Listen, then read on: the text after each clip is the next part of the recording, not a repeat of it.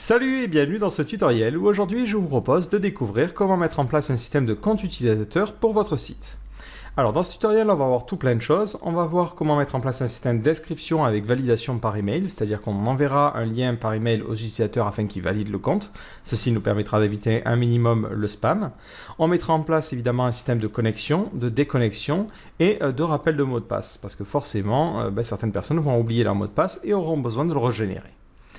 Alors, autre précision importante, pour cette vidéo, je n'utiliserai pas beaucoup de programmation orientée objet, je n'utiliserai pas non plus Composer. Mon but ici, c'est de rendre la vidéo la plus large possible et la rendre consultable par le plus grand nombre. Et ce, même pour des débutants qui n'ont pas forcément beaucoup d'expertise en programmation et encore plus en programmation orientée objet.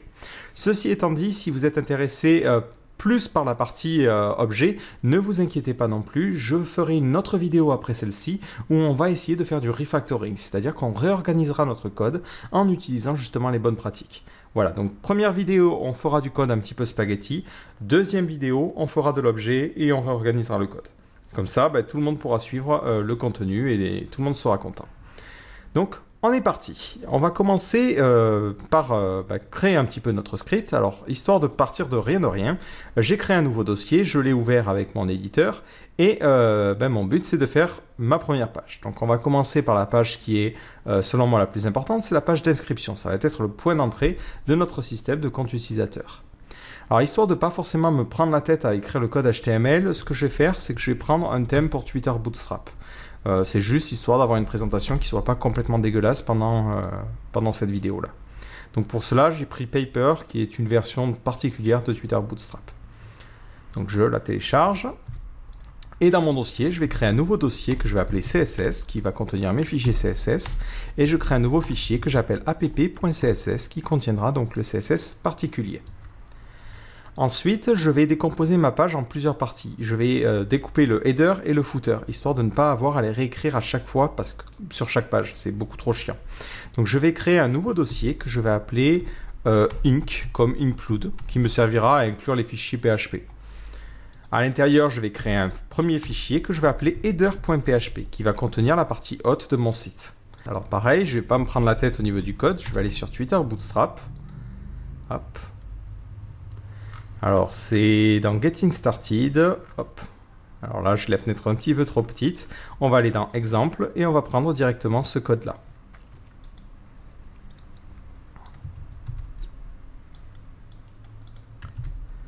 On va couper notre script à ce niveau-là.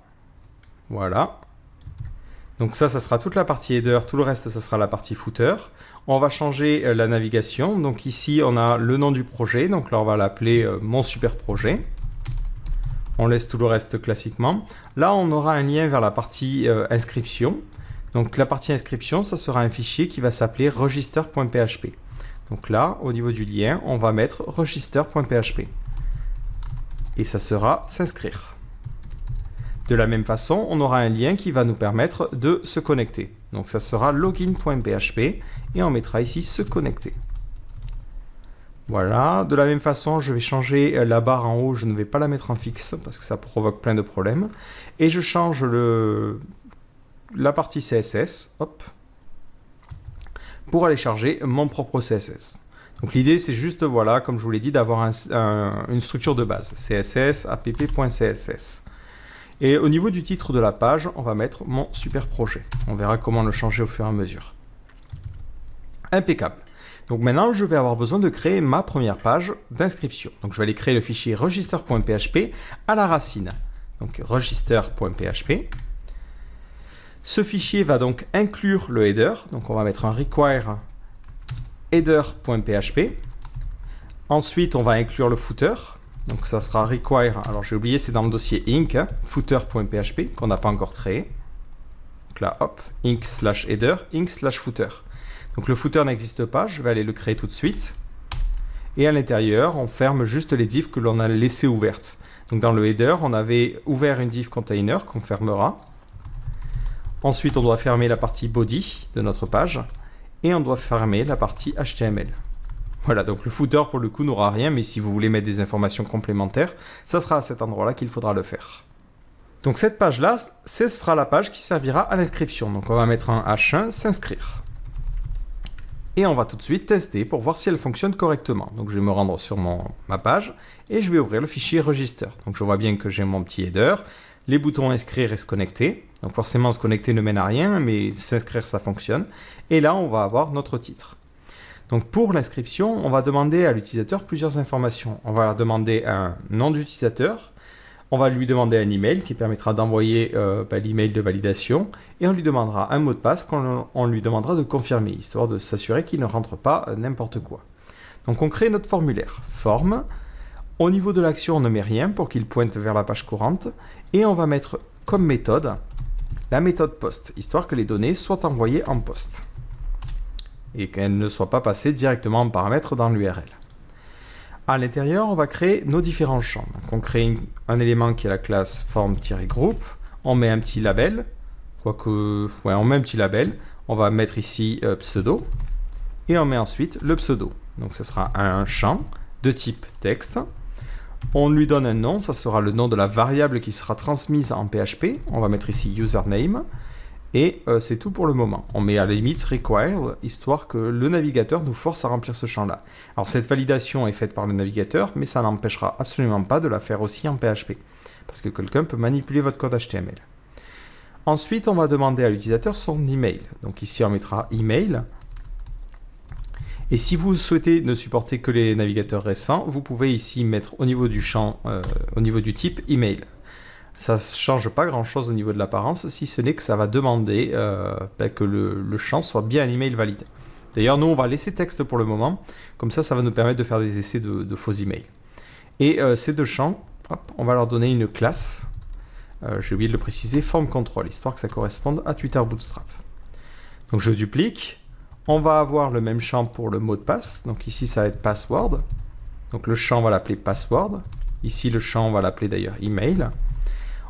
Et enfin, un autre champ qui permettra de confirmer le mot de passe. Donc ce champ-là, on va l'appeler password confirm. D'ailleurs, là, on va plutôt appeler ça mot de passe pour que l'utilisateur sache de quoi il s'agit. Et ici, ça sera confirmer votre mot de passe. Voilà. Et enfin, le formulaire, il faut pouvoir le soumettre. Donc pour le soumettre, vous avez deux choix. Soit vous créez un champ de type submit, soit vous créez un bouton, et vous créez en mettant type submit. Ça équivaut vraiment à la même chose, sauf qu'un bouton, c'est un petit peu plus facile à styliser. Donc là, on va mettre au niveau de la classe btn et btn-primary pour qu'il ait l'apparence bleue. Et on va mettre m'inscrire. Voilà, donc là, on ne crée que le formulaire, que l'interface qui va permettre de s'inscrire. Donc maintenant, dès que je vais soumettre les informations, je vais avoir besoin de les valider. Donc là, dès que je clique sur m'inscrire, donc vous voyez qu'il y a la validation HTML qui a lieu. Donc on va rentrer n'importe quoi au niveau des différents champs. Donc je vois au passage que mot de passe, les champs sont restés en texte. Donc ces deux champs-là, on va les mettre en type password, histoire que les informations soient cachées. Donc là, hop, si quelqu'un regarde derrière mon épaule, il ne saura pas de quoi je tape, qu'est-ce que je tape. Et lorsque je clique sur m'inscrire, je suis redirigé sur la même page en poste. Donc maintenant, il faut que je gère toute la partie traitement. Et c'est là qu'on va écrire un petit peu de PHP. Donc le PHP, je l'écris tout en haut, histoire de le séparer un petit peu du reste. Donc, on va d'abord vérifier, est-ce que des données ont été postées? Donc, if, différent de empty, $_post. Donc, si cette variable n'est pas vide, ça veut dire que des données ont bien été postées. Et que dans ce cas-là, on est dans une phase de traitement. Donc là, on va devoir valider les différents champs et vérifier qu'ils correspondent tous à nos attentes. Le problème, c'est qu'on va pouvoir avoir des erreurs un petit peu à différents niveaux. Du coup, ce que je vais faire, c'est que je vais créer une variable que je vais appeler errors, qui sera un tableau. Donc je fais errors égale un tableau vide. Ensuite, je vais parcourir un petit peu mes différentes variables, voir si elles correspondent ou non, et au fur et à mesure, ce que je vais faire, c'est que je vais remplir ce tableau-là des différentes erreurs que je pourrais rencontrer. Si à la fin de mon processus, mon tableau est resté vide, c'est que je n'ai pas rencontré d'erreur. S'il est rempli, c'est que j'ai rencontré des erreurs que je réafficherai à l'utilisateur. Donc on va commencer tout d'abord par le pseudo. Donc le pseudo, la première vérification que l'on va devoir faire, c'est de vérifier qu'il ne soit pas vide. Donc on va mettre if différent de empty, ou ici empty $_post. Donc là on avait mis au niveau du nom username. Donc on le récupère en faisant username. Donc si cet élément-là est vide, ça veut dire que l'utilisateur n'a pas rentré de username. Et dans ce cas-là, on mettra dans le tableau d'erreur pour la clé username, vous n'avez pas, alors hop, on mettra des doubles guillemets, vous n'avez pas entré de pseudo. Voilà. Donc on va faire un petit essai. Je vais retirer le required, ce qui va me permettre de rentrer des informations vides. Donc je vais le retirer partout. Voilà, c'est histoire pendant mes tests de ne pas être embêté avec ça. Donc je resoumets. Alors hop, il m'empêche. Je vais actualiser la page une fois. Je resoumets en tapant rien. Et donc à l'intérieur de ce tableau errors, j'ai mes différentes erreurs. Alors ces erreurs, je vais les débugger histoire de vérifier est-ce qu'elles sont bien renseignées. Donc je fais un var dump de errors. Je réactualise la page en resoumettant n'importe quoi et je vois bien qu'on me dit vous n'avez pas rentré de pseudo. Par contre, je veux aussi que le pseudo soit valable, c'est-à-dire que moi, dans mes règles, le pseudo il doit être alphanumérique et j'accepte à la limite les underscores. Tous les autres caractères ne sont pas acceptés, notamment les espaces. Donc pour faire cette validation-là, on peut utiliser une expression régulière. Donc si vous n'êtes pas trop à l'aise avec ça, ne vous inquiétez pas, elle n'est pas très compliquée. Donc pour utiliser les expressions régulières, on va mettre, donc il y a une erreur, si jamais, aussi, donc ou, alors c'est soit c'est vide, ou ben, ça ne correspond pas à l'expression régulière. Donc l'expression régulière, on fait un preg match, on met un premier paramètre, le pattern, donc ici, on démarre et on finit, hop. Et on veut à l'intérieur que des caractères qui soient compris entre A et Z, 0 et 9, et on avait dit des underscores. Et ça, répété plusieurs fois. Et en second paramètre, je mets du coup mon username, post username.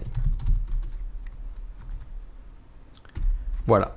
Donc si une de ces deux conditions n'est pas validée, dans ce cas-là, j'aurai l'erreur. Donc là, l'erreur, elle n'est pas forcément pertinente. On mettra votre pseudo n'est pas valide. Et mais là, on va mettre alpha numérique. Bon, il faudrait expliquer un petit peu mieux à l'utilisateur comment ça fonctionne, mais on a maintenant une erreur qui est un petit peu plus parlante. Alors j'essaie de resoumettre mes informations et je vois que du coup j'ai un problème. Si je mets un pseudo valable, comme AZ2, AZ2, automatiquement je n'ai pas d'erreur et du coup le script pourrait continuer à s'exécuter. Alors je vois au passage que l'affichage ici des erreurs n'est pas forcément pratique. Moi j'ai envie de bien le formater. Alors ce que je vais faire, c'est que je me crée une petite fonction qui me permettra de débugger les variables. Cette fonction, je vais l'appeler debug. Si j'actualise la page, forcément, il va me dire « je ne connais pas debug ». Donc je vais aller créer ce fichier. Donc je vais créer un fichier que je vais appeler functions.php qui me servira un petit peu à mettre toutes les fonctions qui pourraient me servir au fur et à mesure. Donc là, on va créer la fonction en faisant function. Elle va s'appeler debug, elle prendra en paramètre la variable que je souhaite débugger, et ce qu'elle fera, c'est très simple, elle affichera une balise près, ensuite elle fera un petit coup de printer de ma variable, et je ne veux pas tout de suite afficher, je veux juste retourner la valeur dans ce cas-là, et ensuite on ferme le prêt. Ce fichier, j'ai besoin maintenant de l'inclure, donc ce que je vais faire, c'est que je vais l'inclure dans mon header, vu qu'il est inclus dans toutes mes pages. Donc là, tout en haut, je mets un require de functions.php. Alors vous vous demandez peut-être pourquoi dans certains fichiers, notamment le fichier functions, je n'ai pas fermé PHP. Tout simplement parce que si jamais je ferme PHP, il y a de fortes chances que j'oublie et que je laisse des espaces à la fin. Ces espaces vont provoquer après beaucoup de problèmes lorsque des entêtes vont être renvoyées. Donc en laissant les fichiers PHP ouverts, seulement s'ils contiennent que du PHP, je n'ai pas cette problématique-là. Automatiquement, PHP comprend que c'est la fin du script à la fin de mon fichier. Voilà. Donc maintenant, ma fonction est inclue dans mon header et du coup, j'y ai accès dans mon partie register. Voilà, donc après, à vous de voir si vous trouvez ça logique ou si vous voulez préférer l'inclure dans chaque fichier où vous en avez besoin. Moi, je l'ai mis dans le header parce que comme ça sera chargé partout. Donc si maintenant je réactualise la page, je vois que ça me donne ce système-là. Si je mets n'importe quoi au niveau du nom, ça me donne une présentation qui est un petit peu plus facile à lire pour moi. Impeccable. Donc là, on a validé le username. Du coup, maintenant, ce que l'on va faire, c'est valider l'email. Donc on est parti, c'est un petit peu la même chose. If empty de $_post email, donc ça veut dire que le champ email n'a pas été rempli. Dans ce cas-là, on aura effectivement une erreur au niveau du champ email. Et cette erreur, ça sera votre email n'est pas valide. On a aussi besoin de vérifier le format de l'email. Alors pour vérifier le format de l'email, on peut utiliser une expression régulière ou on peut utiliser la fonction filterVar de PHP. Donc on va plutôt partir sur cette optique-là. Donc on peut faire filterVar.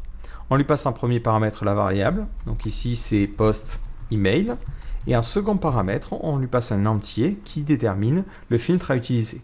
Donc on peut utiliser les constantes de PHP pour accéder à ce filtre-là. Donc la constante, c'est filter underscore validate underscore email. Voilà. Donc ça retourne true si la variable correspond à ce filtre-là et false sinon. Donc là, nous, on mettra un signe différent. Donc c'est si ça ne valide pas l'email, dans ce cas-là, on a cette erreur-là. Donc on va faire un essai. Je rentre un email bidon, je clique sur envoyer. Alors hop, hop. J'ai enlevé le debug, alors on remet le debug. Voilà, hop. Je clique sur envoyer et on me dit bien, ah, l'email n'est pas valide. Impeccable. Donc on va aussi avoir besoin de valider le mot de passe. Donc on va mettre if empty de $_post password. Donc si le mot de passe est vide, ben dans ce cas-là, on va dire vous devez rentrer un mot de passe valide. Donc password égale vous devez rentrer un mot de passe valide. Et aussi, on va comparer ce mot de passe au champ mot de passe confirmé qui est ici. Donc on va mettre, donc ça, la validation foire si $_post password est différent de $_post password confirme. On ne mettra pas en revanche de validation plus complexe du style attention, il faut que vous ayez le nom de votre chien plus je sais pas quoi, votre date de naissance, qu'il y ait 3 chiffres, 3 majuscules, 2 lettres et 3 en alphabet cyrillique. Non, ça on mettra absolument pas. Nous, on va pas forcément prendre la tête des utilisateurs à ce niveau-là. Voilà, donc là on a comme ça les différentes règles de validation. Donc on va faire un petit essai où on va remplir les informations correctement. Donc je vais mettre graphicart, je vais mettre contact@graphicart.fr, je vais mettre 000 4 x 0 en mot de passe et 4 x 0 en confirmation. Donc là on me dit attention, votre pseudo n'est pas valable. Pourquoi? Parce que je n'ai pas pris en compte les majuscules. Donc là on va mettre A-Z. Comme ça on accepte aussi les majuscules. Je réactualise la page et là je n'obtiens pas d'erreur. Ça veut dire que je suis prêt à inscrire mon utilisateur. Donc pour inscrire mon utilisateur, je vais avoir besoin de l'inscrire dans ma base de données. Donc je vais créer une nouvelle base de données que je vais appeler tuto, très original. Et à l'intérieur de cette base de données, je vais avoir besoin de créer une table pour sauvegarder nos utilisateurs. Donc là, on va l'appeler users. Alors c'est une convention personnelle, je nomme les tables, toujours en anglais et au pluriel. Je mets un premier champ l'ID qui sera comme d'habitude la clé primaire qui permettra d'identifier chaque enregistrement. Donc là, il me demande le nom de la clé, je les laisse choisir les informations par défaut. Je vais mettre ensuite un champ username qui servira à sauvegarder le pseudo. Donc là, on mettra 255 caractères maximum. On choisit ensuite l'email. Donc pareil, on prévoit large pour le moment. Et ensuite, le mot de passe, password, en varchar de 255. Pour le moment, je n'ai besoin que de ça. Et je vais cliquer sur sauvegarder. Impeccable. Donc maintenant, lorsque l'utilisateur confirme bien ces informations, je vais avoir besoin de l'inscrire. Donc pour l'inscrire, j'ai besoin de me connecter à la base de données. Donc là, pareil, je suis un petit peu embêté, je n'ai pas de connexion à la base de données. Vu que je sais que je vais en avoir besoin un petit peu partout, je vais créer un autre fichier que je vais appeler db.php. Ce fichier se chargera juste de nous connecter à la base de données. Donc on ouvre PHP, et pour se connecter à la base de données, on va utiliser PDO. C'est la manière la plus propre de se connecter à la base de données actuellement avec PHP. Donc on fait PDO égale new PDO. Entre parenthèses, on va mettre MySQL le nom de la base de données. Donc nous ici c'est tuto. On met ensuite le nom dot. Donc le nom dot par défaut c'est localhost, vu que ma base de données se situe sur le même serveur que PHP. Je mets le login et le mot de passe. Donc moi c'est root et root dans mon cas. Si vous utilisez WAMP par exemple, il n'y a pas de mot de passe. Et si vous êtes sur Mac, c'est root et root aussi. De la même façon, je vais en profiter pour définir quelques attributs à PDO. Alors je peux le mettre dans le tableau d'options, mais je préfère le mettre à la ligne suivante. Ça me permet de mieux comprendre en général ce qui se passe. Donc pour cela, j'utilise la méthode setAttribute. Alors ne vous inquiétez pas si vous ne comprenez pas forcément ces deux lignes-là. je reviendrai juste après dessus. Donc le premier attribut, ça prend en paramètre un entier. Donc là, on fait PDO, :@, error mode. Donc ça, c'est juste un entier. Plutôt que de se souvenir manuellement des différents chiffres, on peut utiliser comme ça les constantes. Histoire de ne pas mélanger les constantes avec le reste, elles sont dans cette classe PDO. Donc là, lorsque vous faites PDO : ça veut dire je veux accéder à la constante @errmod qui se situe dans PDO. Et pour cet attribut-là, on va mettre PDO : errmod _ exception. Alors, qu'est-ce que ça veut dire ça? Ça veut dire que lorsqu'on a une erreur, je veux que tu renvoies une exception. Par défaut, ce que fait PDO, c'est qu'il ne dit rien. Du coup, lorsque vous allez avoir des erreurs, vous n'allez pas forcément vous en rendre compte. Donc là, avec ce système-là, on peut s'en rendre compte. Et en plus de cela, si on veut plus tard les capturer, on pourra le faire. On va aussi créer un autre attribut, je vais y arriver, qui est la manière de récupérer les informations. Lorsqu'on récupère des informations depuis une table, par défaut, il nous les fout dans un genre de tableau associatif. Moi, je ne suis pas forcément fan de cette approche-là. Donc, on peut modifier la valeur de _default _fetch mode. Et là, vous pouvez mettre ce que vous voulez. Donc, moi, je vais mettre fetch object, ce qui me permet de récupérer sous forme d'objet. Ne vous inquiétez pas si vous ne savez pas forcément ce que sont les objets. C'est juste que ça m'évite de faire les accolades avec les guillemets qui sont super chiants à taper. Voilà. Donc là, notre système est prêt. Donc dans ma partie register, j'ai besoin de me connecter à la base de données. Donc dès que j'en ai besoin, je fais tout simplement un coup de require et je charge le fichier db.php. Alors si je veux m'assurer que ce fichier ne soit pas chargé plein de fois, je peux aussi faire un require once. Ça veut dire que si jamais je l'appelle ailleurs, il ne l'inclura qu'une seule fois. Impeccable. Donc maintenant, je vais pouvoir faire ma requête pour inscrire mon utilisateur. Alors, pour inscrire l'utilisateur, je vais avoir besoin d'utiliser les requêtes préparées. Alors, un premier réflexe, ça serait de se dire, je vais insérer l'utilisateur en faisant insert into users et je vais lui dire les différents champs. Par exemple, je mets username et là, le mauvais réflexe, ça serait d'insérer directement la valeur, comme ceci.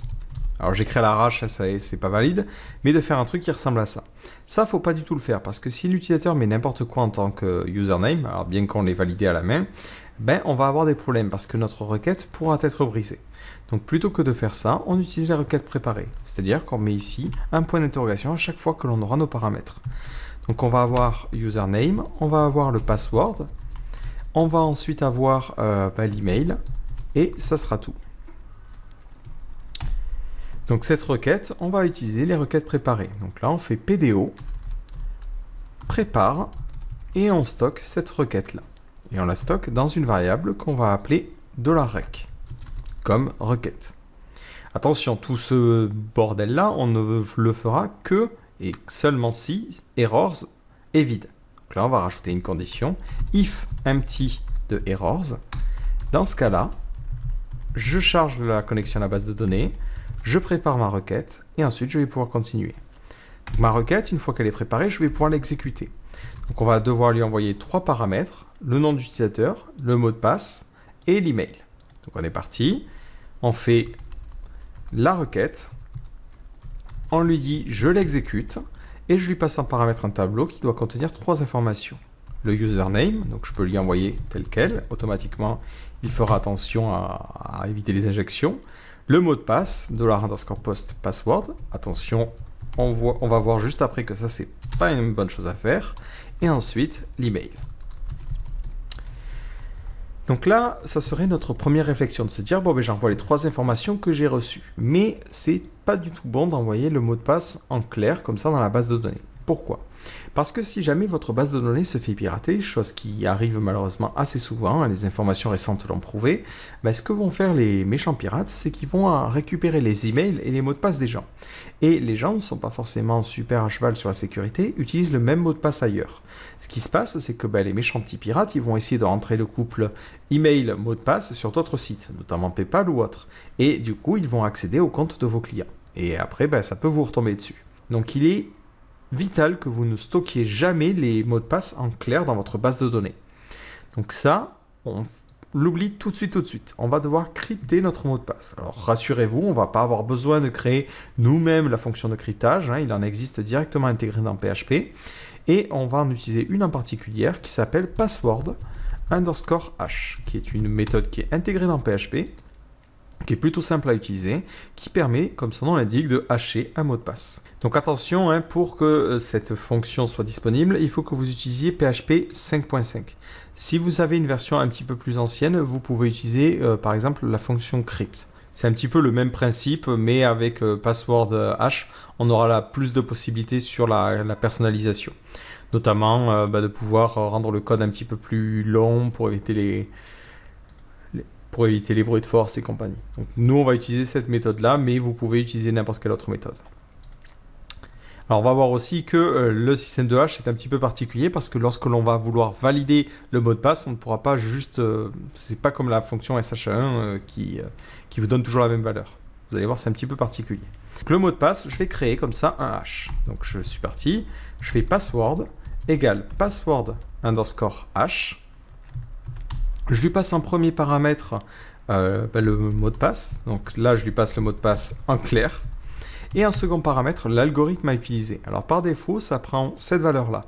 Et comme on nous le dit, ça peut être amené à changer. Alors ça, c'est pas quelque chose qui est idéal. Si notre système de cryptage change au fur et à mesure, c'est pas bon. Donc nous, on utilisera plutôt password underscore bcrypt. Comme ça, on utilise cet algorithme-là et on n'aura pas de surprise au fur et à mesure des évolutions de PHP. Donc là, on mettra password underscore bcrypt. On peut ensuite préciser des options supplémentaires, comme notamment la clé de salage, qui permettra de choisir comment va être haché notre mot de passe. Et ce qui peut être intéressant aussi, c'est le coût. Donc la partie cost vous permet d'avoir un algorithme qui prend plus ou moins de temps à s'exécuter pour pouvoir générer les hashes. Ce qui vous permet notamment, si jamais quelqu'un essaie de brute force votre système, de ne pas y arriver.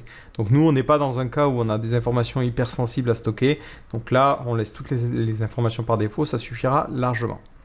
Du coup, au niveau de notre base de données, on va sauvegarder le mot de passe. Donc là, on met password. Voilà. Donc notre requête est exécutée. Et ici, on va pouvoir dire notre compte a bien été créé. Donc on va faire un petit essai tout de suite. Je réactualise les différentes informations en resoumettant le formulaire tel quel. On me dit, ah, il y a un problème, j'arrive pas à charger DB. C'est effectivement parce qu'il est dans le dossier Inc. Donc je réactualise la page une fois. Et j'ai une petite erreur. Il me dit, je n'arrive pas à trouver ce champ-là. Donc vous voyez que ça génère comme ça des exceptions en cas de problème. Alors c'est normal, c'est username et pas username. Voilà. Et on me dit bien, notre compte a bien été créé. Si je regarde au niveau de ma base de données, je vois que j'ai le nom d'utilisateur, j'ai l'email et j'ai ensuite ce mot de passe qui ressemble un petit peu à n'importe quoi. Donc c'est bien un hash du mot de passe original. D'ailleurs, un petit détail auquel j'ai pas fait attention, c'est que si jamais l'utilisateur fait plusieurs inscriptions, il va pouvoir s'inscrire avec plusieurs fois le même login et le même mot de passe. Et ça, c'est pas quelque chose de correct. Donc on va devoir rajouter des règles de validation à ce niveau-là. On va rajouter notamment au niveau du username, si le username est valide, donc ça veut dire qu'on est dans ce cas-là, on va rajouter une condition. Et on va vérifier notamment, est-ce qu'on n'a pas déjà un utilisateur qui a ce nom d'utilisateur-là. Donc pour cela, on va devoir faire une petite requête à la base de données. Du coup, j'ai besoin de charger le fichier beaucoup plus tôt. On va le charger tout au début. Donc si mon utilisateur est bon, je vais vérifier est-ce que j'en ai déjà un dans ma base de données. Donc je vais faire rec égale pdo prépare. Donc je fais une requête préparée. Je fais un select id. Je n'ai pas besoin de sélectionner quoi que ce soit d'autre. From users où le nom d'utilisateur est égal à celui qui a été rentré par l'utilisateur. Donc ensuite j'exécute cette requête là en faisant un rec execute. Je lui passe en paramètre un tableau qui contiendra du coup un seul paramètre qui sera le nom d'utilisateur. Et ici, ça sera $_post username. Et après, je vais vérifier est-ce que j'ai obtenu des résultats. Donc là, on va utiliser la méthode fetch. Fetch nous permet de récupérer le premier enregistrement. Donc on va faire user égale rec fetch. Et tout de suite, on va débugger user et on va mettre un petit coup de die. On va essayer de resoumettre les informations avec toujours le même pseudo et je vois que ça me donne effectivement un enregistrement. Si je ne mets rien, ça me retournera nul. Donc là, on a juste à dire Si on a déjà un utilisateur, donc if user, dans ce cas-là, on aura une erreur. Donc on va mettre errors, username, et on mettra ce pseudo est déjà pris. Et de la même façon, il faudra rajouter la même condition pour l'email. Donc on fera un select where email égale l'email qui est passé en paramètre. Et si jamais on a un problème, on mettra que cet email est déjà utilisé pour un autre compte. Voilà. Du coup, ce que je vais faire, c'est que je vais rajouter hop, un petit message d'alerte tout en haut de mon formulaire en disant si jamais if différent de empty errors, dans ce cas-là, je vais afficher une div qui aura la classe alert, alert-danger pour qu'elle soit en rouge, et je vais mettre les différents messages d'erreur. Donc là, on va mettre vous n'avez pas, on va mettre un petit paragraphe, vous n'avez pas rempli le formulaire correctement, et on va afficher la liste des différentes erreurs. Donc pour cela, on va faire une petite boucle sur errors. Donc for each errors as $error au singulier. Donc pareil, c'est une convention personnelle, tout en anglais et singulier pluriel pour les boucles. Donc and for each. Je sais pas pourquoi l'IDE il a du mal à comprendre l'indentation avec les for each. Et là, je vais afficher un petit ali en affichant l'erreur à chaque fois, error. Voilà, et il faut entourer tout ça d'un petit UL. Bon, c'est de la petite présentation, mais ça mange pas de pain.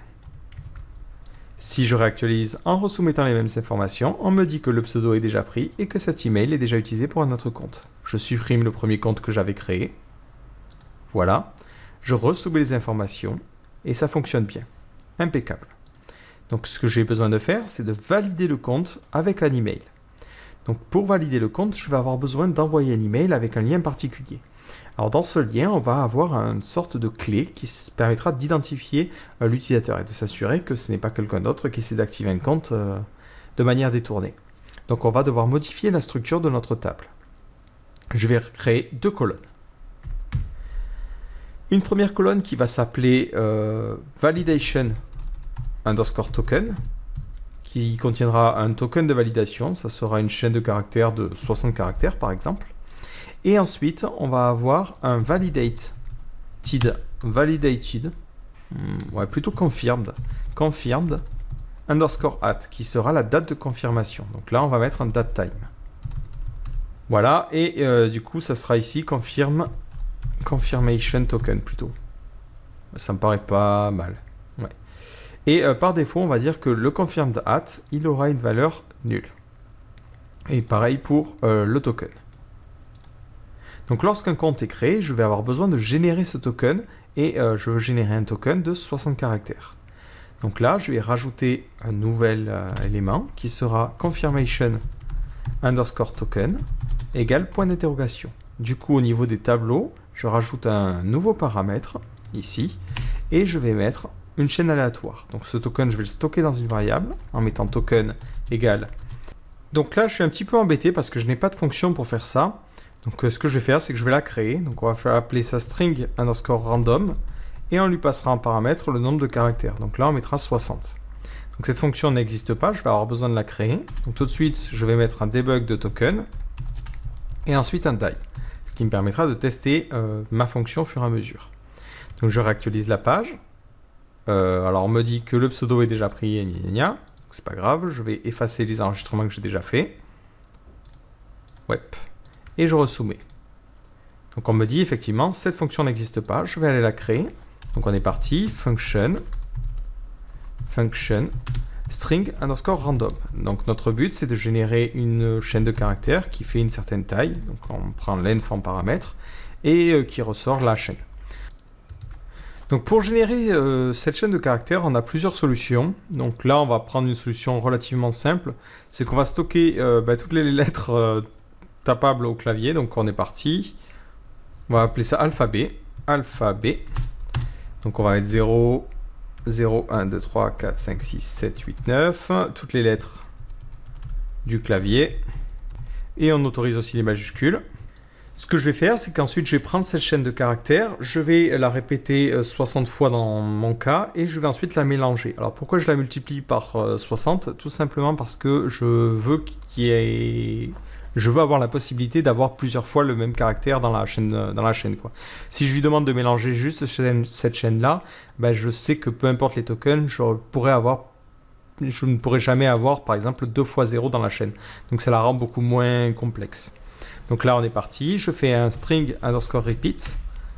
Repeat. Je lui demande de répéter mon alphabet 60 fois, donc c'est la taille. Ce que je vais faire ensuite, c'est que je lui demander de mélanger en faisant un string underscore shuffle. Je lui passe en paramètre donc ma clé qui est répétée 60 fois. Si tout de suite je retourne ça, ça va me donner une méchante clé qui sera toute mélangée. Voilà, vous voyez, c'est un vrai bordel. Et moi, je n'en veux que 60, donc je fais un substring.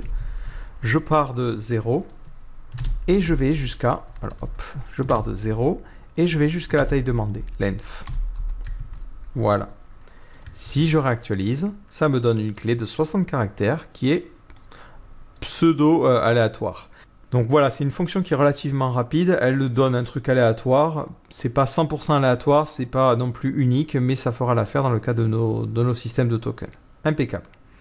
Donc là, on a ça qui va être sauvegardé au niveau de notre base de données en nouveau paramètre, token. Donc cette information-là, on va aussi avoir besoin de l'envoyer par email. Donc pour cela, je vais utiliser la fonction mail. Je l'envoie à la personne qui a demandé de créer le compte. Donc en premier paramètre, ça sera email, la personne qui a créé le compte. En second paramètre, on met le sujet. On va mettre confirmation de votre compte. Vous mettez ce que vous voulez évidemment. Et en troisième paramètre, on va mettre le mail. Donc là, on va mettre afin de valider votre compte. Merci de cliquer sur ce lien. Donc là, on reprendra le nom de domaine et tout ça. Donc là, on va sauter une ligne. D'ailleurs, on va mettre des doubles quotes, histoire que ces caractères spéciaux soient pris en compte. Hop là, c'est ici. Et on mettra le lien. Donc le lien, ça sera ce lien-là. Donc vous le changerez évidemment lorsque vous passerez en production. Et on va l'appeler confirm.php. On lui passera en paramètre l'id du compte à confirmer. Donc ici, l'id, ce sera ce qui vient de s'inscrire en base de données. Et on lui passera en second paramètre le token. Et le token, ça sera ce que l'on vient de générer. Donc pour récupérer l'id de l'utilisateur, on va devoir créer une petite variable qu'on va appeler user underscore id. Ça sera PDO last insert id. Donc ça nous renvoie le dernier id qui a été généré par PDO. Et à cet endroit-là, on peut du coup mettre notre clé. Impeccable. Voilà, tout me semble bon. Donc là, c'est la fonction mail et pas main. Et une fois que notre compte a été créé, on va rediriger l'utilisateur vers la page de connexion. Pour cela, on fera un header location de .login.php. Et on mettra un die juste après ou un exit, histoire de dire que le script s'arrête à cet endroit-là. On n'a pas besoin de réexécuter la suite, ça se stoppe à cet endroit-là. Donc on va faire un petit essai. Je regarde au niveau de ma base de données, je n'ai bien aucun enregistrement. Je réactualise la page. Je vois que je suis bien redirigé vers login.php. J'ai reçu mon mail. Et si je regarde au niveau de mon mail, j'ai cette adresse avec l'id qui vaut 4 et le token qui ressemble à ça. Si je regarde au niveau de la structure de ma base de données, au niveau de l'affichage des données plutôt, le token doit correspondre. Donc ici, le token, on voit que ça a l'air de correspondre. On va pas faire une analyse profonde, mais ça semble marcher. Alors, un petit détail, ici vous pourriez rencontrer une erreur, c'est-à-dire que je renvoie un header où je dis il faut que tu rediriges l'utilisateur, alors que juste au-dessus j'ai fait une inclusion où j'affiche du texte. Ça, ce n'est pas du tout une bonne chose. Donc ce que l'on va faire, c'est qu'on va modifier notre code. Alors je ne sais pas pourquoi ça marche dans certains cas et pas dans d'autres. Donc on va inclure le header, toute la partie affichage on va la mettre en bas, toute la partie traitement on va la mettre en haut.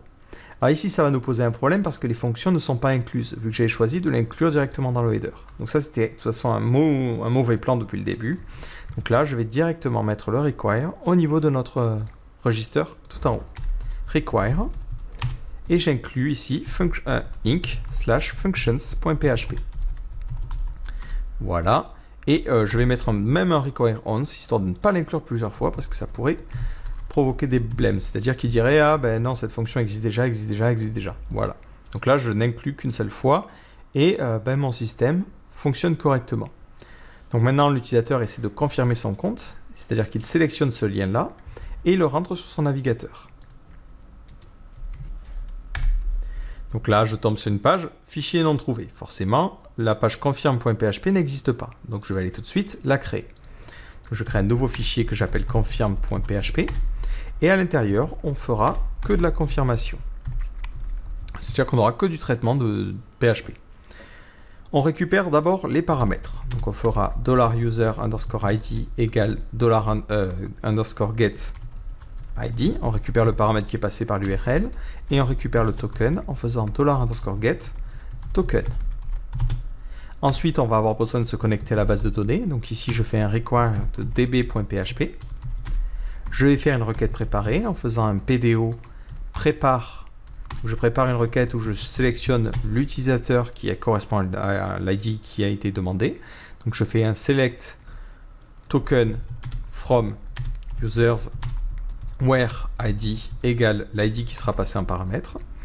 Donc cette requête-là, je la stocke dans une variable.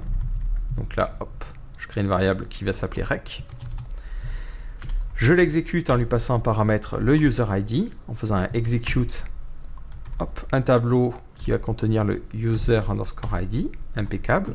Et ensuite, je récupère les informations. Donc là, pareil, je n'ai qu'un seul enregistrement. Donc je vais faire un fetch en faisant un user égale la requête fetch.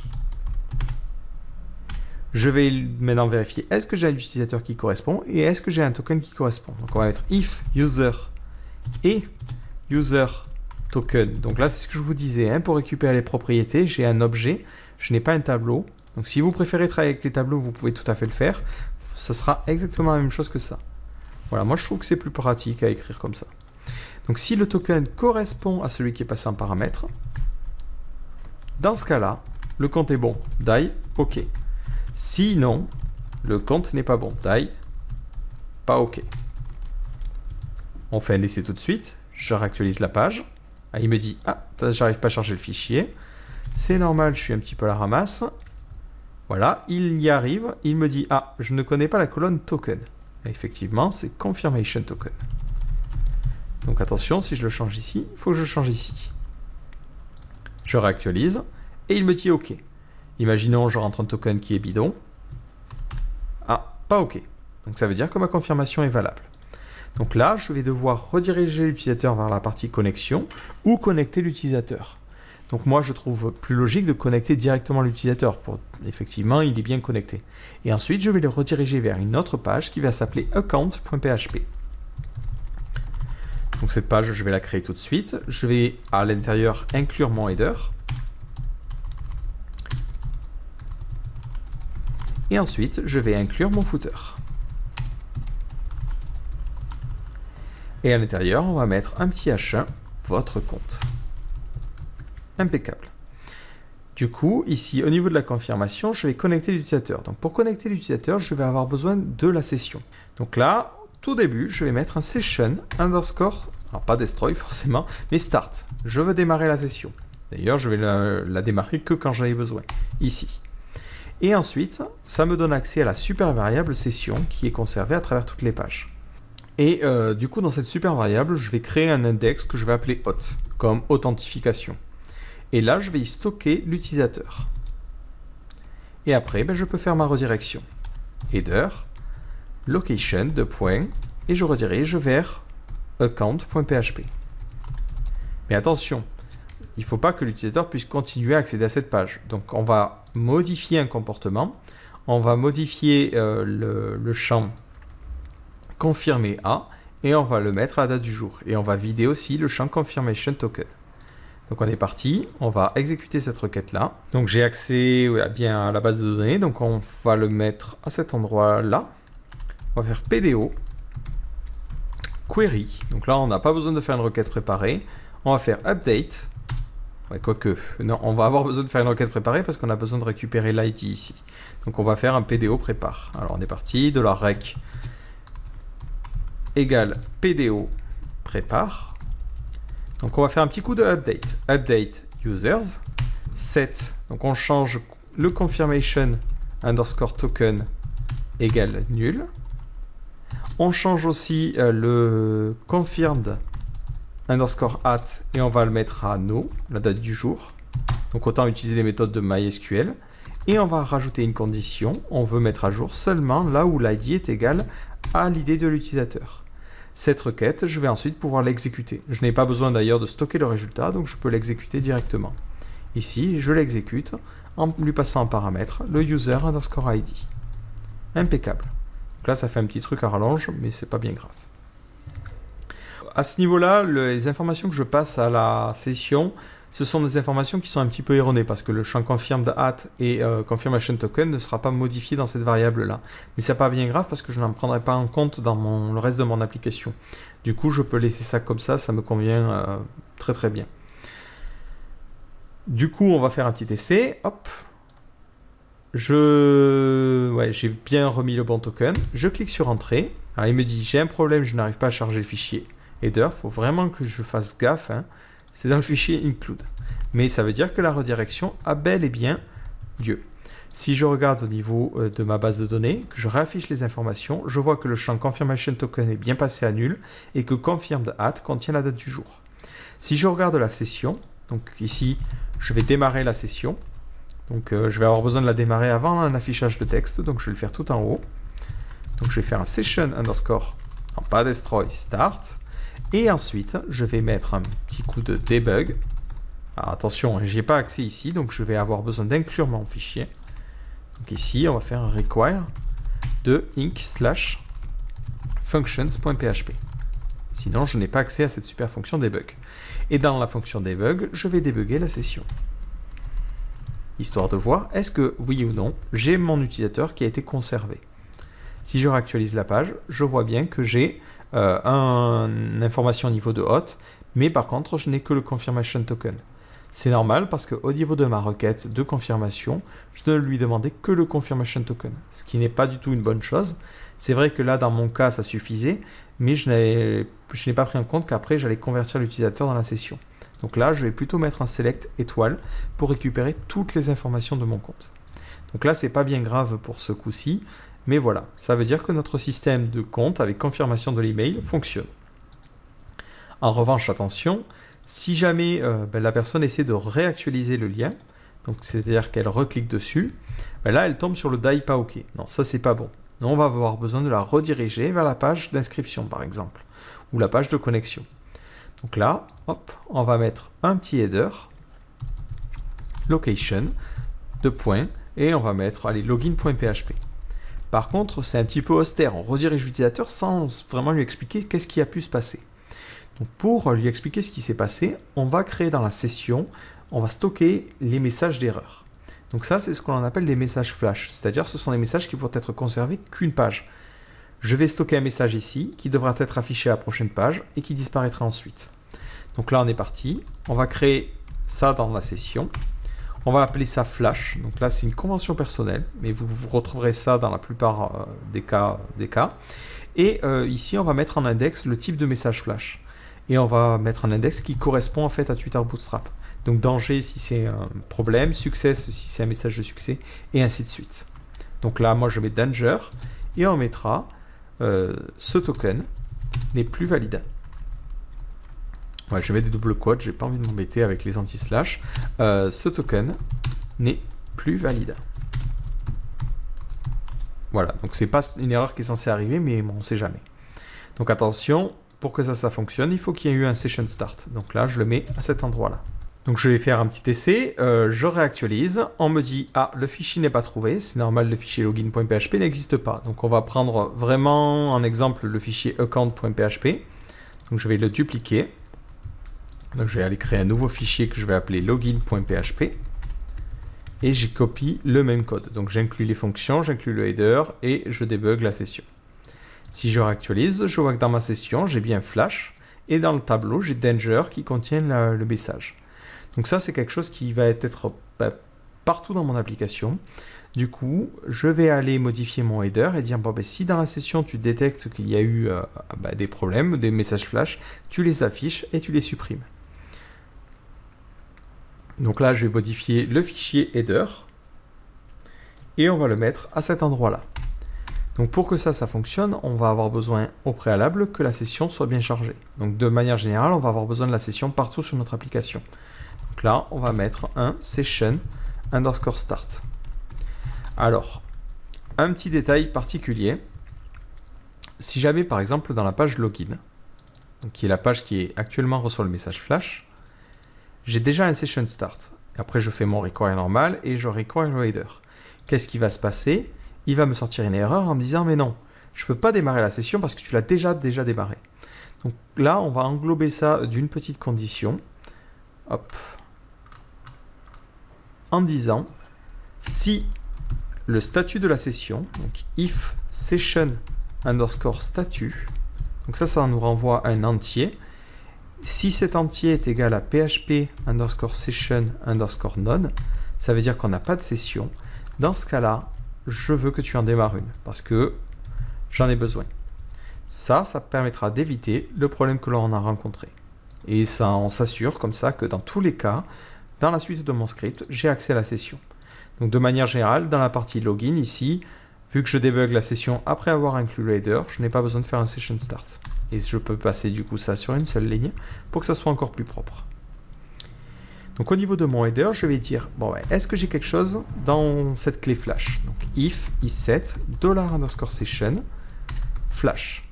Si j'ai quelque chose, je vais parcourir donc cet élément-là en faisant un petit for each. For each $_session flash. Et je récupère en clé le type. Donc ici, ça sera danger, success ou autre. Et je récupère en valeur le message.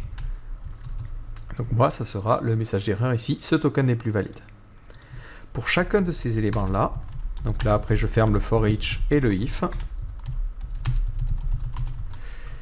Hop, je peux créer une div qui va avoir la classe alert, suivie de alert le type. Donc là, je peux directement afficher le type. Dans ce cas-là, hop, à l'intérieur, j'y affiche le message. Voilà, c'est une petite astuce, hein, vous voyez que ça ne prend pas beaucoup de lignes, mais ça permet comme ça de gérer un message. Une fois que l'on a fini d'afficher tous nos messages d'erreur, on va les supprimer en faisant un set de $_session flash. Je détruis cet index-là. Impeccable. Si je réactualise la page, on me dit ce token n'est plus valide. Si je réactualise, je vois bien que dans ma session, la partie flash a été supprimée. Donc ce que je vais pouvoir faire, et c'est là que c'est intéressant, c'est aussi sur la partie register. Lorsque j'avais fini d'enregistrer mon utilisateur, je vais pouvoir lui dire, hop, en stockant dans la session des informations. Alors attention, hein, la session n'existe pas, donc je fais un session start ici. Je sais pas pourquoi il veut à tout prix me foutre un session destroy, hein, alors que c'est moins utilisé que le session start. C'est pas bien grave. Donc là, on met dans le message flash un message de succès, et on mettra un email de confirmation vous a été envoyé. Un email de confirmation vous a été envoyé pour valider votre compte. Voilà. Et là, dans ce cas-là, ça mettra la classe alert-success. Donc, on va faire un petit essai. Je me réinscris, je tape n'importe quoi comme pseudo, comme mot de passe, et je le confirme. Je clique sur m'inscrire. Un email de confirmation a bien été envoyé. Je suis bien sur la page login.php. Je reçois l'email. Je prends cet email et je le colle dans ma barre d'adresse. Et je suis bien redirigé vers la partie mon compte. Donc là aussi, ça mériterait au niveau de la partie confirmation, hop, comme dans la partie register, de mettre un petit message, hein, histoire d'indiquer aux utilisateurs qu'est-ce qui s'est passé. C'est toujours bien d'avoir un petit feedback. Donc là, on mettra votre compte a bien été validé. Votre compte a bien été validé. Et en plus, je suis connecté. D'ailleurs, il faut changer la partie haute de mon site pour dire si jamais on est connecté, on va juste afficher un bouton déconnecté. Donc dans la partie header, ici, tout en haut, je vais dire si if isset $_session hot, ça veut dire que j'ai une clé hot dans la session. Donc si j'ai une clé hot, forcément c'est qu'on a connecté l'utilisateur. Dans ce cas-là, on lui affichera un bouton de déconnexion. Sinon, on lui affichera les boutons Register et Login. Donc là, on mettra un indiff. Et sinon, hop, on avait dit un lien vers la page logout.php. Cette page-là n'existe pas, et on va aller la créer tout de suite. Donc la page logout, elle sera un peu plus débile. Ça sera logout.php. Elle prendra la session et la démarrera en faisant un session_start. Ouais, d'ailleurs, il n'y a même pas besoin. On fait directement un session destroy, histoire de détruire la session. Ensuite, on redirige l'utilisateur vers l'endroit désiré. Donc ici, ça sera login.php. Et ensuite, on redémarre la session. Et on mettra dans la session une nouvelle information. D'ailleurs, je me dis, non, finalement, c'est pas très malin de détruire toute la session parce que si j'ai des trucs en mémoire qui me servent pour autre chose, ça va me les péter aussi. Donc, on va démarrer juste le session start et on va faire un unset de $_session hot. On supprime la partie d'authentification. Et ensuite, on met on stocke un message flash.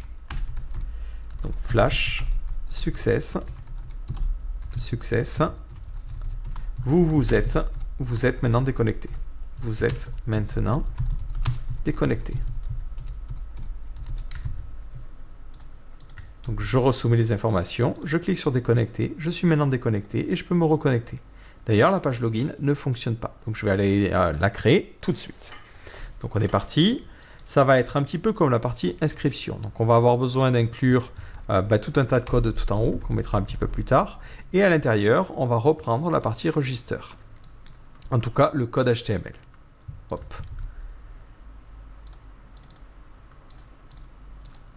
Donc là, c'était dans login.php. Ouais, c'était à cet endroit-là. Ça sera ici se connecter. On prendra deux champs, le pseudo et le mot de passe. Et on va mettre même plus sympa que ça. On va laisser les gens rentrer le pseudo ou l'email. Voilà, ils ont le choix. Ceux qui se souviennent le mieux. Donc là, on change aussi le bouton en mettant se connecter. Lorsque des données sont postées, je vais avoir besoin de faire quelques vérifications. Donc là, ça va être un petit peu la même chose que tout à l'heure. On va vérifier est-ce que des données ont été postées, if différent de empty, $_post. Mais on veut aussi qu'on ait rentré un username et un password. Donc on va mettre différent de empty, $_post de username. Et différent de empty de $_post password. Voilà, c'est histoire de ne pas aller chercher dans la base de données s'il n'a pas rentré une de ces informations-là. S'il a rentré une de ces informations-là, on va inclure la partie connexion à la base de données, donc c'est inc/db.php. Et ensuite, on va exécuter notre requête. Donc on crée une variable requête, on utilise PDO, on prépare notre requête. Donc on fait un coup de prépare, on lui passe en paramètre la requête. Donc ça sera sélectionne tout depuis les utilisateurs où le nom d'utilisateur est égal au paramètre username. Donc là, plutôt que de mettre un point d'interrogation, je mets une clé. Pourquoi? Parce que je vais aussi dire, mais je veux aussi que tu vérifies si ce qui a été rentré ne correspondrait pas non plus à l'email. Voilà pourquoi j'utilise cette fois-ci un paramètre nommé. Cette requête, je l'exécute en faisant ici un execute et je lui passe en paramètre un tableau associatif. Je lui passe en clé le nom d'utilisateur. Donc ici, c'est ce qui a été posté et c'est username. Voilà, comme ça, il le remplacera à la fois à cet endroit-là et à cet endroit-là. Et après, je récupère l'utilisateur en faisant user égale rec de fetch. Vu que je ne peux en récupérer qu'un seul, je n'ai pas besoin de faire un fetch all ici. Alors là, vous pouvez vous dire, mais attends, c'est bizarre, pourquoi tu vérifies pas non plus que le mot de passe corresponde? Tout simplement parce qu'on a utilisé le système de hachage au niveau des mots de passe. Donc on va faire un petit coup de debug. Alors attention, je n'y ai pas accès ici, donc je vais inclure aussi le fichier functions.php. Et pour ces deux variables-là, enfin ces deux fichiers-là, je remets un requirements. Donc je vais débugger le mot de passe qui a été tapé et le mot de passe qui a été récupéré depuis la base de données. Donc Donc ici, ça va être password. Donc je réactualise la page, je rentre mon login et mon mot de passe, donc je crois que j'avais mis GraphiCart, impeccable, donc là je vais mettre GraphiCart et je vais mettre 1, 2, 3, 4. Si j'actualise, je vois que je récupère la clé, et ça c'est la version hachée. Donc le réflexe serait de se dire, bon ben ce que je vais faire, c'est que je vais prendre le mot de passe et je vais le hacher avec la même méthode. En faisant password underscore hash, je lui passe en paramètre ce qui a été tapé, et en second paramètre l'algorithme à utiliser, decrypt. Si je réactualise la page, je vois un truc bizarre, c'est qu'il me donne deux clés qui sont différentes. Effectivement, le hash, on ne le vérifie pas de cette manière-là. Il faut utiliser une autre méthode, qui sera la méthode password underscore verify, qui prend en premier paramètre le password, donc ce qui a été tapé ici en clair, et en second paramètre, la version hachée. Donc c'est ce que l'on a dans la base de données. Cette fonction nous retourne true si effectivement les deux mots de passe correspondent. Donc ici, si j'actualise, ça va me retourner 1. Si les deux mots de passe ne correspondent pas, si par exemple je tape GraphiCart et que je tape 1, 2, 3, 4, ça me retournera false. Ici 0 et donc le printer n'affiche rien. Donc là, on va mettre if password verify. Dans ce cas-là, je peux connecter l'utilisateur. Je le connecte en mettant les informations dans la session, en faisant session hot. Hop là, égale user, et ensuite je le redirige vers la page mon compte, donc ici ça sera account.php, et je fais un exit parce que j'ai fini l'exécution de mon script.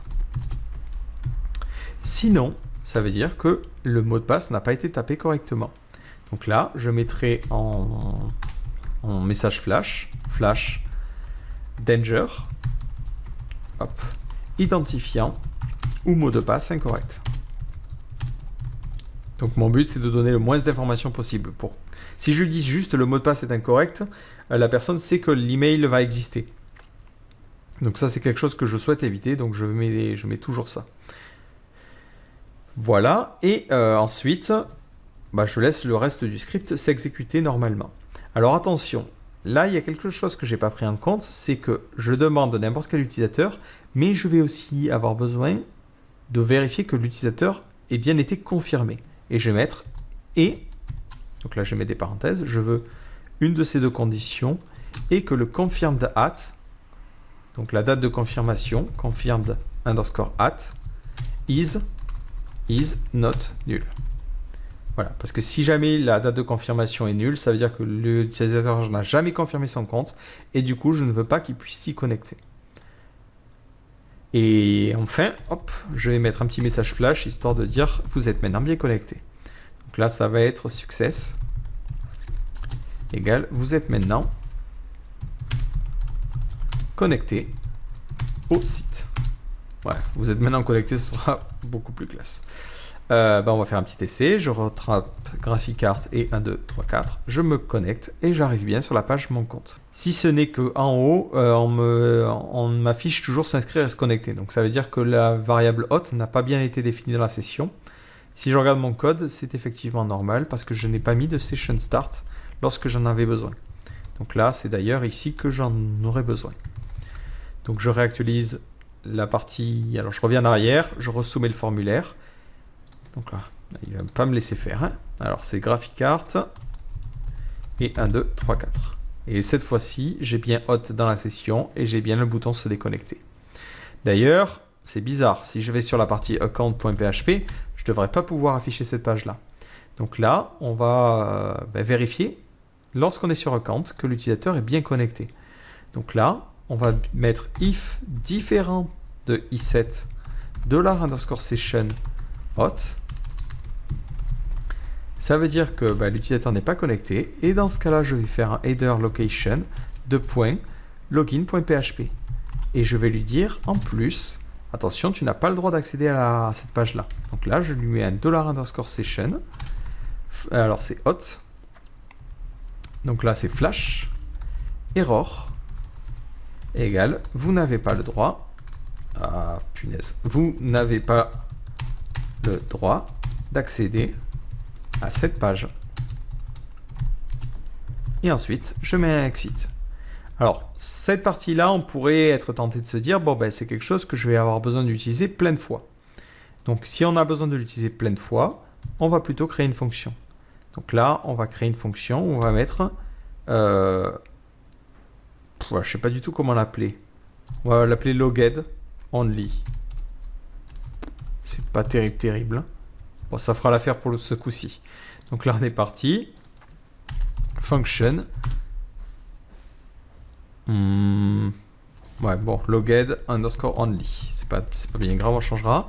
Et on fait la même chose que ce que l'on avait écrit. Alors attention, on va avoir besoin de vérifier quand même que la session est démarrée. Donc on va reprendre la même chose que ce que l'on a fait dans le header. Mieux vaut être trop prudent que pas assez. Hein.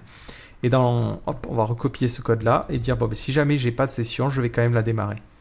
L'idée, c'est de ne pas démarrer la session s'il n'y a pas besoin, mais quand même de prendre en compte le fait qu'on puisse en avoir besoin à différents endroits. Et si j'essaie de réaccéder à la page Mon compte, je vois bien que je me suis fait rediriger et j'ai eu un message. Alors, je n'ai pas eu de message flash. Oui, c'était Danger. Donc, je vais réessayer d'aller sur Mon compte. Voilà, et j'ai bien eu, vous n'avez pas le droit d'accéder à cette page. Et attention, c'est très important, mettez le exit pour empêcher la suite de l'exécution du script. Donc je me reconnecte et je vois bien que j'ai accès à la partie Mon compte. Donc on a quasiment fini avec cette partie. Alors là, si vous voulez, vous pouvez créer un formulaire pour que l'utilisateur puisse modifier son compte.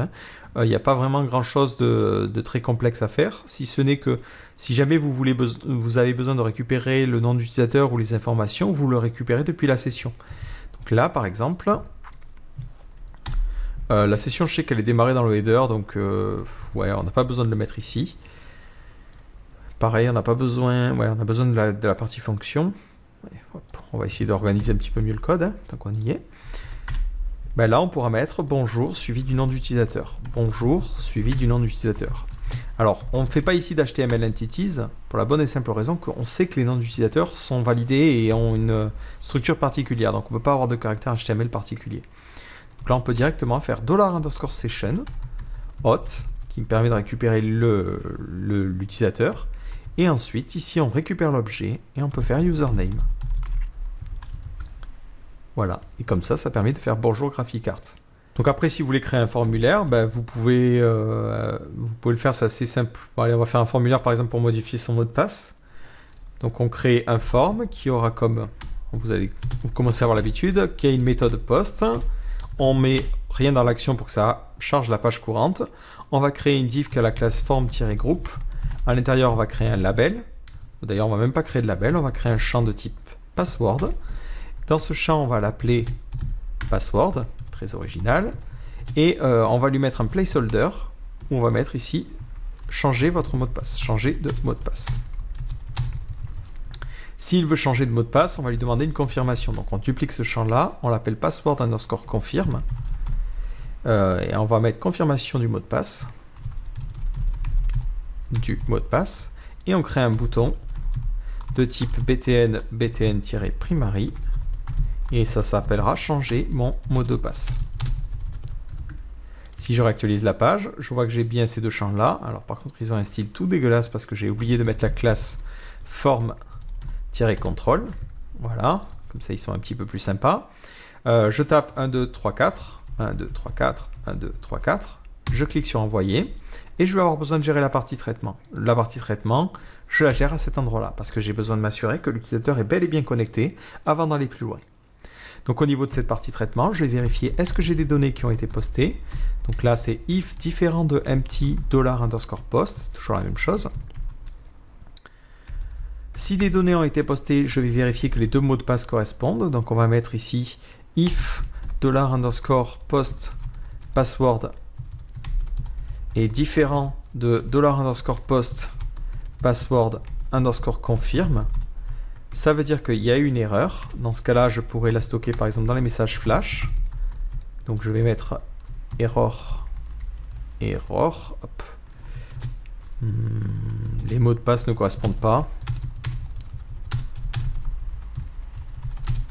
Si tout va bien, else. Je récupère l'idée de l'utilisateur en faisant user id égale $_session hot et je récupère l'id. Ce que je fais ensuite, c'est que je vais faire une requête update en encodant le mot de passe. Donc le mot de passe, j'ai besoin de le crypter. Donc je fais password. Alors je dis encoder, mais c'est juste des erreurs de langage. Faites pas forcément attention à ça si vous êtes un expert en sécurité. Je me mélange un petit peu les pinceaux. Donc au niveau du mot de passe, on fait un password underscore hash. On va lui passer un paramètre, ce qui a été posté, post password. Et on lui passe en second paramètre l'algorithme. Ici, c'est bcrypt. Ensuite, je fais ma petite requête préparée. Donc je fais PDO. Alors attention, j'ai pas accès à PDO. Il faut que je fasse un petit coup de require underscore once pour me connecter à la base de données. Et je charge le fichier db.php. Et je fais ma requête préparée.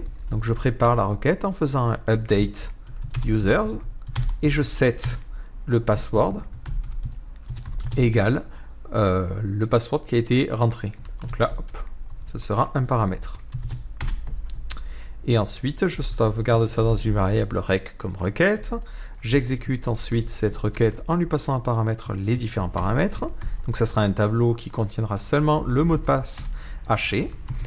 Enfin, seulement le hash du mot de passe. Et enfin, j'exécute cette requête, du coup, j'ai rien d'autre à faire. Voilà, donc là, je peux faire directement en une seule ligne. Et ensuite, je fais un petit message de succès pour dire votre mot de passe a bien été mis à jour. Donc là, ce sera flash success. Votre mot de passe a bien été mis à jour. Impeccable. Je réactualise, je ressoumets les informations, mon mot de passe a bien été mis à jour. Si maintenant je me déconnecte et que j'essaie de me reconnecter, il faudra que je tape 1, 2, 3, 4. Et automatiquement, ça fonctionne. Alors, si je les soumets à vide, ça va marcher. Donc du coup, là, on va quand même rajouter une condition. C'est différent de empty $_ post password. Ouais, on ne veut pas que la personne puisse rentrer n'importe quoi non plus. Ou que... il faut bien faire attention à la condition, parce que là, c'est la condition qui valide une erreur. C'est si c'est vide ou que les deux ne correspondent pas. Donc si je resoumets en tapant rien, je tombe sur une erreur. Et là, attention, c'est pas error, mais danger. Impeccable. Donc vous pouvez ici créer un formulaire qui permet de rentrer des informations basiques. Vous pouvez même pré-remplir les informations en récupérant les informations depuis la session. Si vous créez un champ pour modifier votre nom d'utilisateur, vous mettrez juste, là je vais le faire au niveau du placeholder, mais cette information-là, et automatiquement, elle s'affichera dans votre champ. Mais là, ça n'a pas de sens, donc on ne va pas le faire. Donc là, on a pas mal avancé. Il nous reste quand même quelques petits trucs. C'est si jamais la personne se déconnecte et ne se souvient pas de son mot de passe, qu'est-ce qui se passe? Donc là, on va devoir lui créer un système qui permet de renvoyer le mot de passe. Donc on va modifier login.php et au niveau du label du mot de passe, on va mettre un lien vers forget.php, comme oublié. Et on va mettre, j'ai oublié mon mot de passe. J'ai oublié mon mot de passe. Je réactualise, effectivement, j'ai oublié mon mot de passe, je clique dessus et je tombe sur un fichier qui n'existe pas.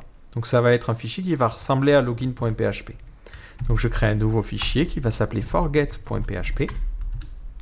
J'aurais peut-être dû l'appeler remember finalement, bon c'est pas bien grave. J'inclus le header, je vais l'appeler mot de passe oublié. Et là on ne demandera à l'utilisateur qu'une seule information, c'est son email et rien d'autre. Donc au niveau du champ, je vais mettre un email au niveau de sa valeur. Je vais mettre aussi email au niveau de son type. Comme ça, ça permettra aux gens de ne pas pouvoir entrer des emails qui ne sont pas bons. Si je rentre n'importe quoi, on demande à tout prix un email. Lorsque la personne va rentrer son email, on est embêté parce qu'on ne peut pas lui envoyer par mail son mot de passe parce qu'on l'a haché. On a juste un hash du mot de passe. On n'a pas vraiment la valeur. Donc si jamais vous avez de manière générale des sites, lorsque vous faites mot de passe oublié qui vous renvoie votre mot de passe en clair, en général, ça veut dire que c'est pas tip-top niveau sécurité derrière. Un site qui ne sera pas capable de vous renvoyer votre mot de passe, c'est que en général, il a haché ou crypté votre mot de passe et du coup, qui n'est pas capable de récupérer la bonne valeur. Donc, ça veut dire qu'ils sont plus sécurisés. Donc, nous, on est effectivement dans ce cas-là. Donc, ce qu'on va devoir faire, c'est lui envoyer un lien avec une clé particulière qui lui permettra de réinitialiser son mot de passe. Donc là, on n'a pas cette clé-là en base, donc on va rajouter un champ qui, un petit peu comme le confirmation token, va s'appeler reset_token. Et pareil, ça va être 60 caractères. Et on va aussi créer une autre variable qui va permettre de savoir à quel moment le reset a été demandé. Pourquoi? Parce que ça permettra d'éviter de laisser des tokens en mémoire trop longtemps. C'est-à-dire que si quelqu'un a demandé un reset, il pourra resetter son mot de passe que pendant une période donnée. Ça évite que quelqu'un s'amuse à essayer de deviner la clé de reset pendant longtemps. Donc là, hop, on va appeler ça reset at. Ça sera un date time et on met par défaut comme valeur nul. Ouais, j'aurais dû mettre nul aussi pour l'autre, mais c'est pas bien grave. Voilà, donc là on a nos deux informations là, et dans le cas du reset token, j'ai laissé, si j'ai la valeur 0 par défaut à mon avis, ouais, c'est que j'ai mis un entier de 60 caractères.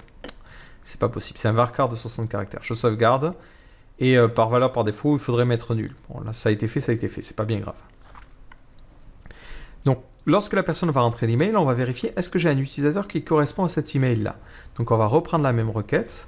Donc là, on a besoin effectivement que l'email corresponde. Donc à l'email qui a été tapé. Donc là, hop, on lui passe en paramètre l'email.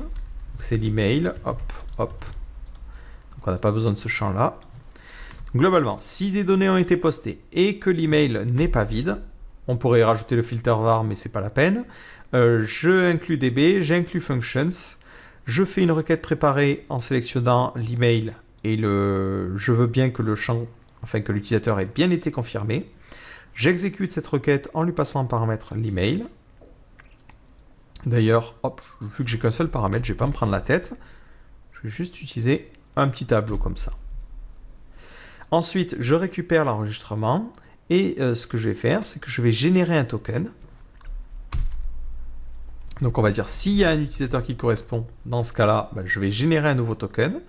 Donc là, on va l'appeler reset underscore token égale string underscore random de 60 caractères. Je exécute ensuite une requête préparée, donc prédéo prépare, quoique vu que ma chaîne aléatoire je la connais à l'avance. Donc là effectivement je contrôle sur tous les paramètres, mais on va quand même utiliser une requête préparée, hein, vu qu'on a pris l'habitude, autant continuer.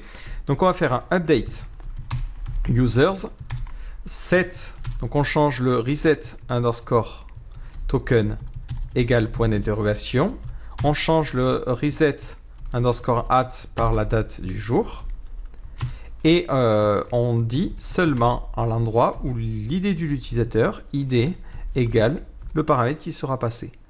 Je lui passe donc ensuite, enfin je fais ensuite un execute où je lui passe deux paramètres. En premier paramètre le token de reset, donc ici c'est reset token, et en second paramètre l'id de l'utilisateur, c'est user id. Cette requête est ensuite exécutée. Je mets un flash qui dit, alors non là je connecte pas l'utilisateur, j'ai pas besoin. Je mets un message flash qui dit les instructions du rappel de mot de passe vous ont été envoyées par email. Je redirige ensuite l'utilisateur vers login.php, peu importe, et je quitte. Si jamais il y a eu un problème, on va mettre aucun compte ne correspond à cet email. Aucun compte ne correspond à cette adresse. Voilà. Ça me semble bon. Alors je réfléchis. Ouais, on va effectivement avoir besoin d'envoyer l'email. Donc là, hop, je vais reprendre ce qu'on avait fait pour register. Alors c'était tout en haut. On reprend le format de l'email. C'est juste histoire de pas trop se prendre la tête. Donc au niveau de l'email, on va mettre réinitialisation de votre mot de passe. Donc là, en général, vous allez mettre le nom de votre site aussi. Hein, et on change juste le lien. Et là, ça va être reset.php. Et on lui passera en paramètre l'id de l'utilisateur. Donc ça sera user id. Alors, je n'ai pas le droit de faire ça comme ça. Donc je mets des accolades. Ça fonctionne. Voilà. Et après, je lui passe en second paramètre le token. Et le token, attention, ça sera le reset token. Voilà. Donc là, ça permet de renvoyer un petit email afin de réinitialiser votre mot de passe. Voilà. De réinitialiser votre mot de passe. Plus tard, on verra comment envoyer des emails mieux formatés en HTML et tout ça. Le but ici, c'est pas forcément d'aller se prendre la tête à écrire 3 heures d'HTML pour juste renvoyer un email. Donc là, on fait ça brut de décoffrage. Donc on va faire l'essai. Je vais mettre contact@graphicart.fr. Hop. Les instructions du rappel mot de passe m'ont été envoyées par email. J'ai ici mon email. Je vais cliquer sur le lien. Et automatiquement, je suis redirigé vers reset.php. Je vois que j'ai cette clé-là, CFOX machin machin. Je regarde au niveau de ma base de données pour l'utilisateur qui correspond. Donc c'est ici GraphicArt. Au niveau de mon reset token, j'ai bien CFO. Et j'ai bien le reset at qui correspond. Donc on va créer ce fichier-là. Donc on va créer un nouveau fichier encore une fois qui va s'appeler reset.php. On va s'inspirer de login. Ça va être un petit peu la même chose. Ouais, j'ai bien l'idée en paramètres, impeccable. Et au niveau du code HTML, en fait, on va avoir seulement 2 champs qui sera le mot de passe et le nouveau mot de passe. Enfin, le mot de passe et la confirmation du mot de passe. Donc ça va être mot de passe et confirmation du mot de passe. Et là, on aura password _ confirm. Et ça va être réinitialiser mon mot de passe.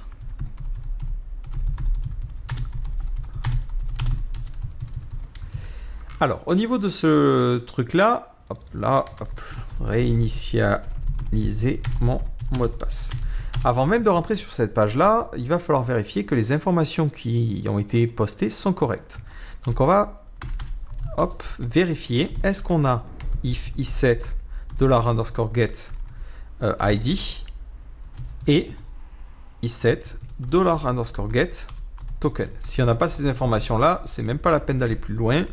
On peut dégager. Else, header, location, et vous avez compris la suite. Là, on redirige sans rien expliquer à l'utilisateur parce que personne n'est censé accéder à cette page-là dans tous les cas. Et on met exit parce qu'on n'a pas besoin d'afficher le formulaire.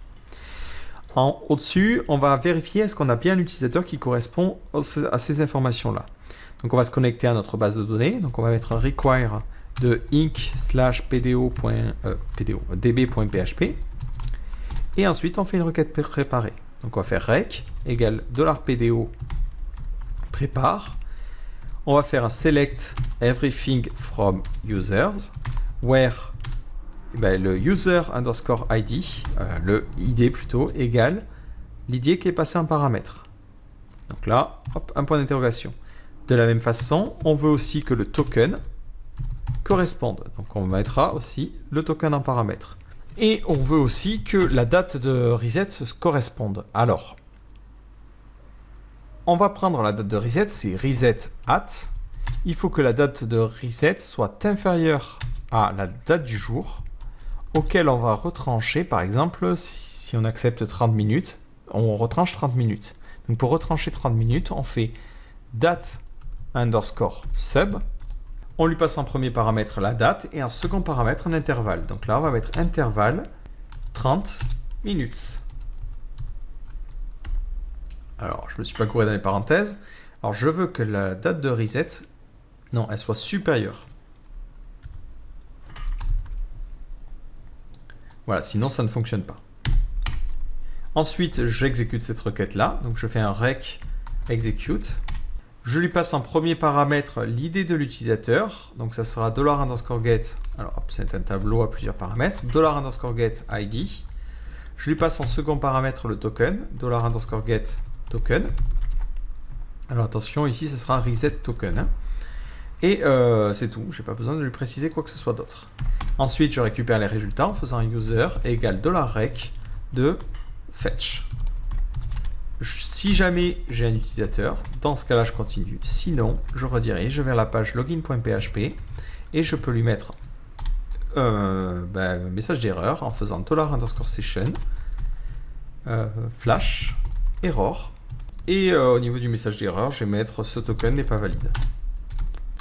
Je suis pas très inspiré au niveau des messages d'erreur, c'est jamais mon fort le wording au niveau des sites. Donc n'est pas valide. Et lorsqu'on redirige l'utilisateur vers la partie login, on va mettre un coup de exit parce que on n'a pas besoin d'aller plus loin, d'exécuter le reste. Impeccable. Donc là, l'utilisateur est bel et bien connecté. L'utilisateur a bien été récupéré. On va mettre un debug de user. Alors attention, je ne peux pas faire de debug parce que je n'ai pas inclus le fichier de fonction. Je sais pas pourquoi je décide de parler à moitié anglais, c'est dégueulasse. Donc je réactualise la page. On me dit il y a un problème. Il y a un problème au niveau de minutes. Alors hop, effectivement, je ne sais pas pourquoi j'ai mis intervalle.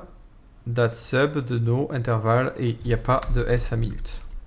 Voilà. Si je mets une condition super conne, c'est-à-dire genre 1 minute, donc là c'est déjà bien passé, je vois que j'ai effectivement un problème. Donc là c'est bien 30 minutes qu'il faut. Donc là, merde, du coup je vais recliquer sur le lien et je vois que j'ai les informations. Donc dans tous les cas, si j'ai pas les informations, je suis redirigé ailleurs.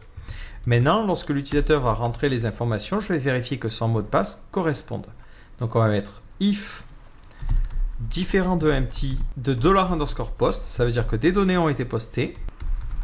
Je vais vérifier que les deux mots de passe correspondent. If différent de empty, alors différent de empty $_post password, ça va être la même condition que tout à l'heure.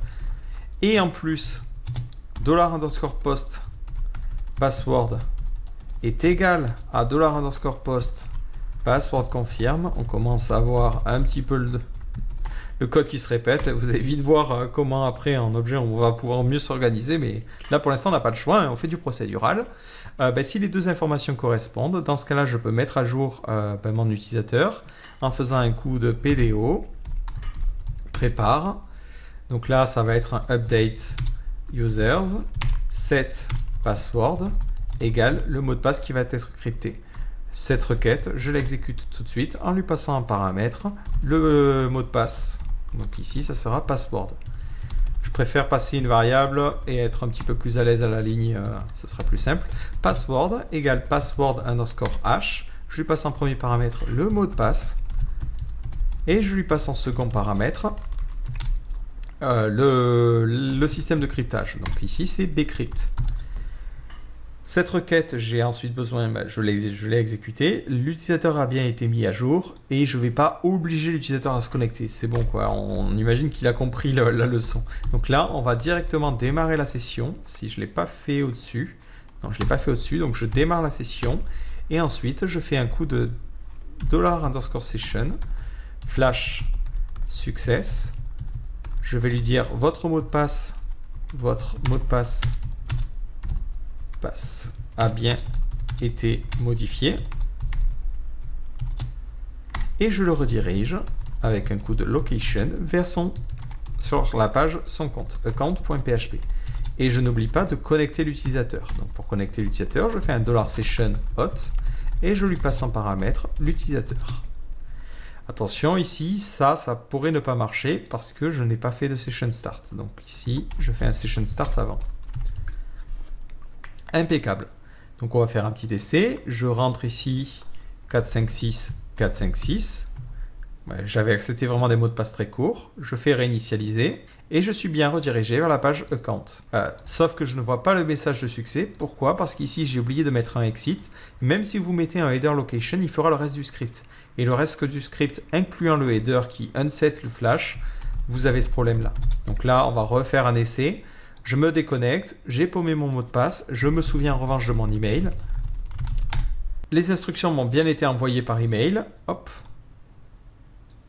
Je mets mon système en haut et je suis prêt à réinitialiser mon mot de passe. Alors au passage, tant que j'y pense, lorsque je fais un update, je vais aussi faire un reset underscore at égale nul et un reset underscore token égale nul parce que ces valeurs-là elles n'ont plus d'utilité.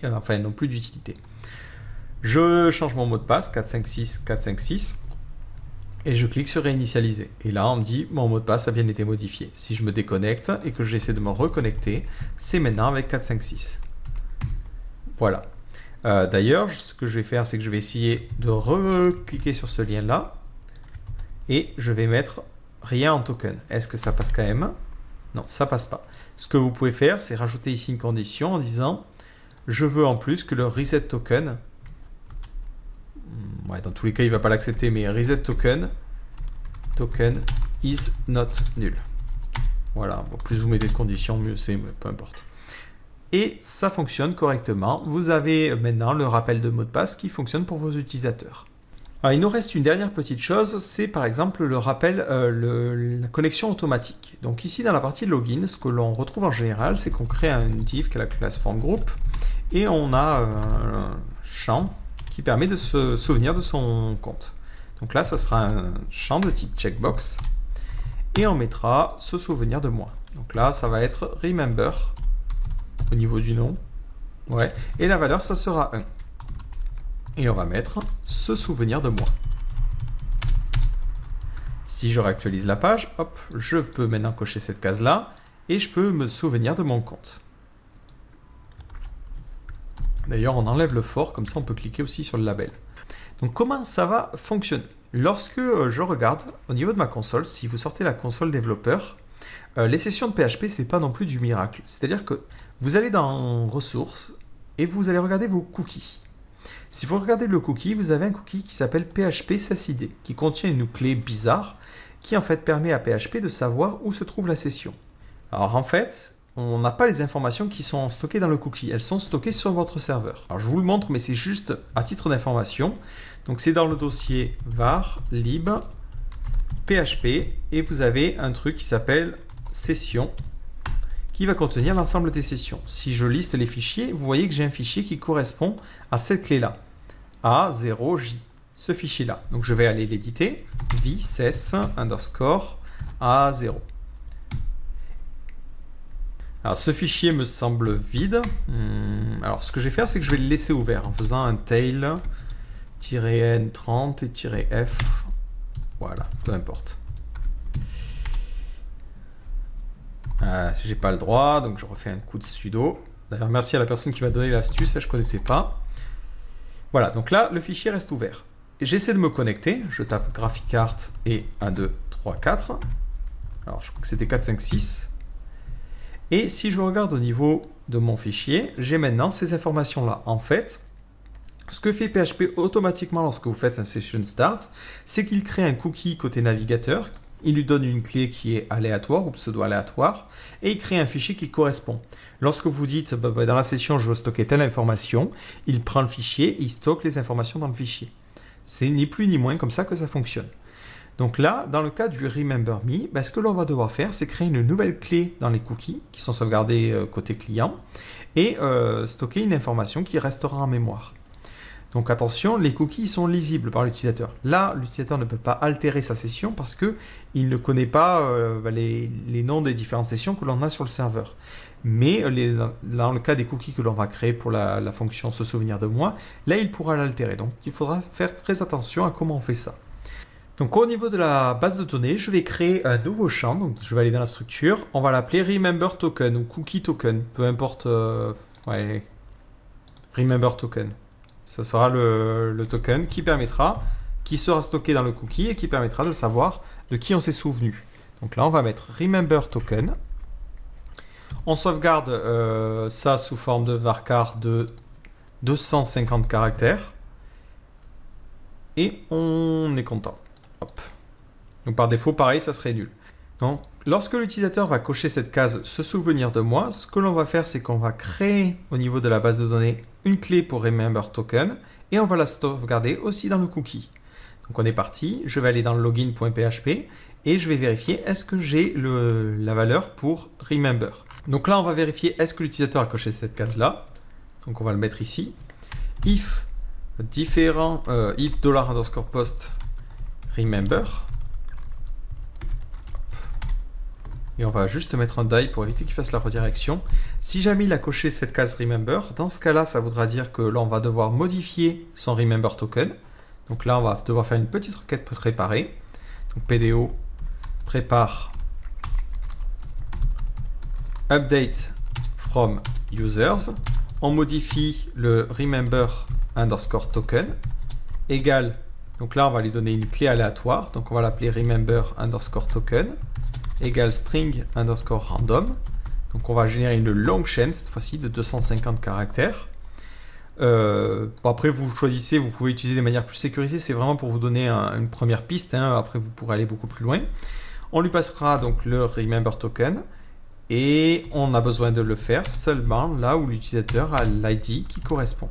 On passe à cette requête préparée, on l'exécute tout de suite, on lui passe en premier paramètre le remember token et on lui passe en second paramètre l'ID de l'utilisateur, c'est user ID. Donc là on va sauvegarder ça dans le cookie, donc ça va être set cookie. En premier paramètre on lui passe une clé, donc là on va l'appeler par exemple user underscore ID. Donc on va tout sauvegarder, on va l'appeler remember. En second paramètre, on va lui passer la clé. Donc là, ça sera remember token. D'ailleurs, cette clé, on va rajouter en premier paramètre l'ID de l'utilisateur, user ID. Et on va séparer ça par 2 slash. Bon, peu importe, hein, vous pouvez faire comme vous voulez, ou même 2 égales, on s'en contrebalance. Et ensuite, vous pouvez rajouter d'autres trucs. Ce que vous pouvez faire, par exemple, c'est faire un SHA1 un SHA1 de l'ID de l'utilisateur suivi d'une clé que vous aurez choisie arbitrairement comme raton laveur. L'idée en fait c'est que la clé que vous allez stocker ici, personne soit capable de la redeviner, quoi. C'est vraiment le truc important et personne puisse la régénérer de manière automatique. Donc ce set cookie, hop, il prend en troisième paramètre la durée. Donc la durée, on prend la date du jour et on rajoute, donc si on rajoute 60, ça fait 1 minute. Donc on rajoute 60 minutes pour faire 1 heure, on rajoute 24 pour faire une journée et on rajoute 7 jours. Voilà, c'est un cookie qui tiendra 7 jours. Et ensuite, on fait un petit coup de header location account.php. Comme d'habitude, oui, là, dans ce cas-là, on va juste mettre un petit coup de die. Je réactualise la page. Donc là, j'ai tapé GraphiCart et 456. Et je clique sur se souvenir de moi. Je clique sur me connecter. On me dit il y a une petite erreur. Effectivement, il n'y a pas de from dans le cas du update. Vous avez dû sauter sur votre siège. Je réactualise. Si je regarde au niveau de ma base de données et que j'affiche les informations, je vois bien que j'ai le remember token pour ce compte-là. Donc qui fait 250 caractères. Et si je regarde au niveau de ma page, j'ai bien une clé remember. Alors, hop, je ne peux pas l'afficher, ouais, voilà, qui est très très longue et qui contient les informations là. Et je vois bien que ça expire dans 7 jours. On est le 9 et ça expire le 16. Impeccable. Donc lorsque l'utilisateur choisit de se déconnecter, je vais avoir besoin de détruire ce cookie là. Donc là, lorsque je fais un logout, je vais m'assurer que la clé remember est bien détruite. Donc là, hop, je fais un set cookie. Alors, il n'y a pas une méthode qui s'appelle destroy cookie. Vous lui donnez la même clé, remember, vous mettez nul, donc vous ne voulez rien dedans, et vous allez stocker ça à -1 jour. Comme ça, automatiquement, il va le perdre. Alors si je réactualise, alors là, hop, j'avais mis un die pour le test, mais du coup, je n'en ai plus besoin. Donc dans la partie login, je retire mon petit die. Donc là, ça va me rediriger vers login.php, peu importe. Je vais aller dans account.php. Je suis bien connecté, j'ai bien mon cookie, je clique sur me déconnecter et je vois bien que le cookie a disparu. Donc là, ce que je vais faire, c'est que je vais me reconnecter en utilisant le rappel de mot de passe. Donc là, avec la touche se souvenir de moi. Donc là, ça sera 456 et je clique sur se souvenir de moi. Je supprime la PHP SesID. Donc ça va faire que PHP ne va plus faire l'association et il va perdre ma session en fait. Donc là, hop, je vais vraiment supprimer que ça. Et automatiquement, si je réessaie d'accéder à mon compte, il me dit « Ah non, mais attends, tu n'as pas le droit d'y accéder parce que ma session a été vidée. » Par contre, j'ai toujours ce token-là. Lorsque je vais sur la page login, je vais vérifier est-ce qu'on a un cookie. Donc là, on est parti. Je vais faire un if iset $_cookie. Alors le cookie, c'est remember. Dans ce cas-là, je vais faire un coup de var dump. Parce que là, pour l'instant, je n'ai rien chargé. Et je vais charger mon cookie. Hop, remember. Pour voir un petit peu à quoi il ressemble et si je le récupère bien en PHP. Je réactualise la page et j'ai bien mon gros cookie. Donc ce cookie, je vais le séparer par les doubles égales. Donc on est parti. Je vais faire un $cookie égale remember token égale _cookie. Ça va être plus simple à travailler. Hein. Voilà. Ce truc, je le sépare en deux. Donc je vais faire un explode et je sépare par Alors je ne sais jamais dans quel sens sont les arguments, c'est très très chiant. Voilà, par double égal. Donc j'explose par double égal ce token. Et je vais sauvegarder ça dans une variable qui va s'appeler parts. Je vais récupérer l'idée de l'utilisateur qui sera la première partie, parts 0. Je vais ensuite faire une requête préparée pour récupérer le premier utilisateur qui correspond. Donc je peux utiliser la même requête qu'ici. Allez, on est parti, on va faire un rec égale PDO, prépare. C'est select everything from users, where l'ID est égal à ce que je vais lui passer en paramètre. Je fais une requête préparée, donc ici je l'exécute ensuite en lui passant en paramètre le user ID, et je récupère le premier résultat en faisant user égale rec fetch. Si jamais je n'ai personne, if user, donc si jamais j'ai quelque chose je vais continuer, sinon je ne fais rien de plus. Je ne suis même pas censé l'exécuter. Donc si jamais j'ai bel et bien une information, ce que je vais faire, c'est que je vais vérifier que le token correspond. Alors le token, hop, on l'avait fait de la manière suivante. Hop. Si on se souvient bien, donc je vais avoir besoin de le régénérer. Donc je lui passe en paramètre le user underscore ID. Ensuite, je lui passe en paramètre le remember token que je récupère depuis la base de données en faisant un user remember underscore token. Et je faisais un SHA1 de user ID. Donc je vais passer raton laveur. Et voilà. Donc là, j'obtiens ce que j'attends. Donc on va appeler ça expected. Et on va dire if expected égale le token qui est stocké dans le cookie. Donc c'est bien remember token. Dans ce cas-là, je peux faire une connexion automatique. Donc là, hop, die, reco automatique. Donc là, je réactualise. Il me dit, j'ai une petite erreur à la ligne 10. Hop là, c'est SH1 de ce truc-là. Il me dit, ah, il y a un problème PDO, je ne connais pas. C'est normal, je vais faire une inclusion une seule fois de la partie connexion à la base de données. Hop. Et il me dit bien, reco automatique. Si ce cookie, je le modifie, par exemple, il ne va pas me laisser le faire, je ne peux pas le modifier. C'est chiant, c'est dommage. Si jamais ce cookie n'était pas bon, alors ce que je peux faire par contre, c'est feinter le système, c'est de modifier mon cookie ici. Donc la première lettre, c'est un Z, je mets un A. J'exécute. Si je réactualise, pas de reconnexion automatique. Si je remets hop, un petit coup de Z, j'ai la reconnexion automatique. Dans le cas de la reconnexion automatique, ce que je peux faire, c'est envoyer directement l'utilisateur dans la session et le reconnecter. Donc là, c'est très très simple. C'est exactement ce que l'on avait ici. Hop. Je fais un session start, je fais un session hot, je fais un session flash, quoique je n'en avais pas besoin, et je fais surtout un header, location, et je le renvoie sur la page mon compte. Alors ce code-là, je l'ai mis que sur la partie login, mais ce que l'on pourrait faire, si on veut encore optimiser les choses, c'est faire ça de manière générale sur tout le site. Peu importe où tu vas, où l'utilisateur va, il se connecte de manière automatique si on détecte un cookie. Voilà, donc là, ce que je vais faire, c'est que j'ai migré tout ça dans une fonction. Donc là, hop, je vais mettre reconnect underscore cookie qu'il faudrait lancer un petit peu sur toutes les pages. Cette fonction, je vais aller la créer dans functions.php. Hop. Donc on verra comment l'améliorer parce qu'elle va poser de nombreux problèmes. Donc on fait function égale reconnect underscore cookie ou reconnect from cookie. Donc cette fonction, elle vérifie, est-ce que j'ai un cookie? Mais elle doit vérifier, attention, est-ce que l'utilisateur n'est pas déjà connecté? Parce que sinon, ça ne sert à rien de faire la boucle tout le temps. Donc ça va avoir besoin de faire un session start. Donc là, hop, on fait un session start. Seulement si ce n'est pas déjà fait. Donc si jamais le cookie est défini, j'ai du mal avec les parenthèses en fait, c'est ce qui me fait galérer, et qu'on n'a pas différent de i7 $_ session hot, dans ce cas-là, je fais tout mon bordel, je require une fois le fichier db.php qui se situe cette fois-ci au même niveau, je fais le token et tout ça. Si l'utilisateur, j'arrive à le trouver, je le connecte. Donc je le connecte, c'est tout. Je ne vais pas le rediriger, je le laisse continuer vers la page sur laquelle il était.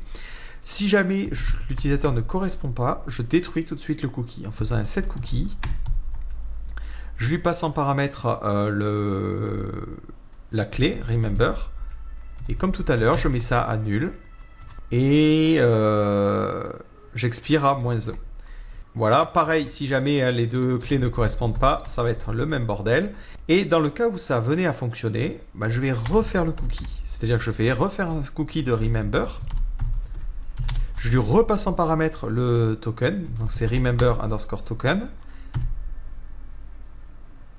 Et je lui redéfinis la date. Ça, c'est histoire de réinitialiser la période de temps et de refaire durer le cookie pendant 6 jours. Donc là, on avait dit 60 secondes, ça fait 1 minute, fois 60 minutes pour faire 1 heure, fois 24, fois 7. Voilà. Ce qui permet de réinitialiser le système.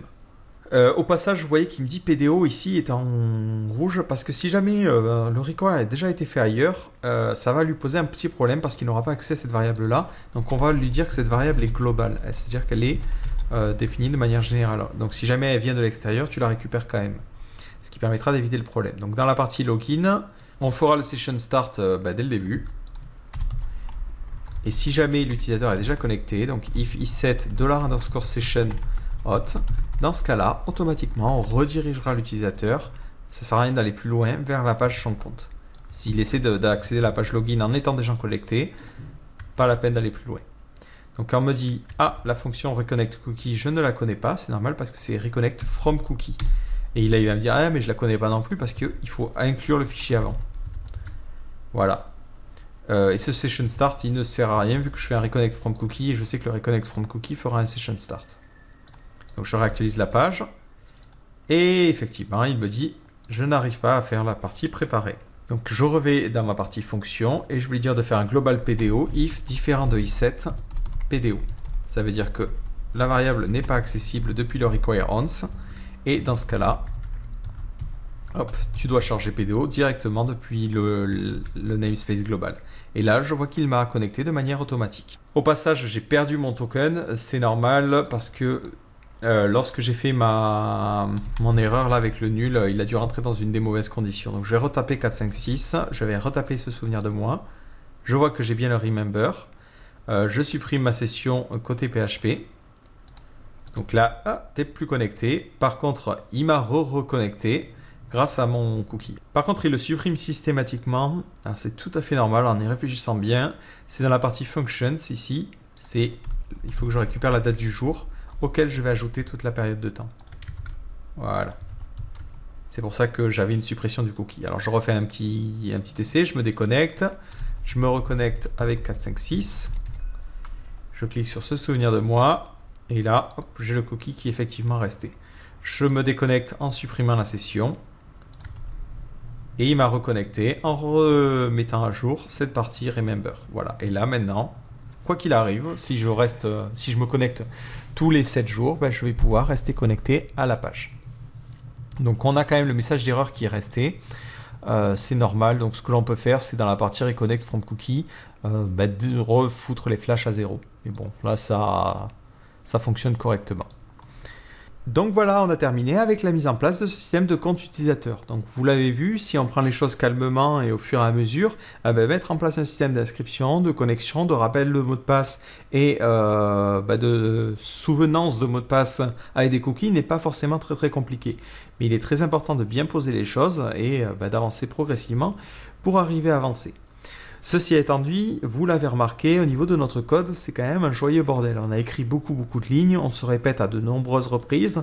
On va avoir très rapidement des problèmes à savoir est-ce que la session a été démarrée ou non. Tout ça, ça devient très rapidement problématique. Donc ce que je vous propose de faire dans une prochaine vidéo, c'est de réorganiser notre code en utilisant un petit peu de programmation orientée objet et en utilisant des librairies externes pour améliorer les performances. Alors pas forcément les performances en termes de rapidité de code, mais les performances en termes d'écriture de code, pour écrire beaucoup moins de lignes, pour en faire autant. Donc je vous donne rendez-vous dans cette prochaine vidéo.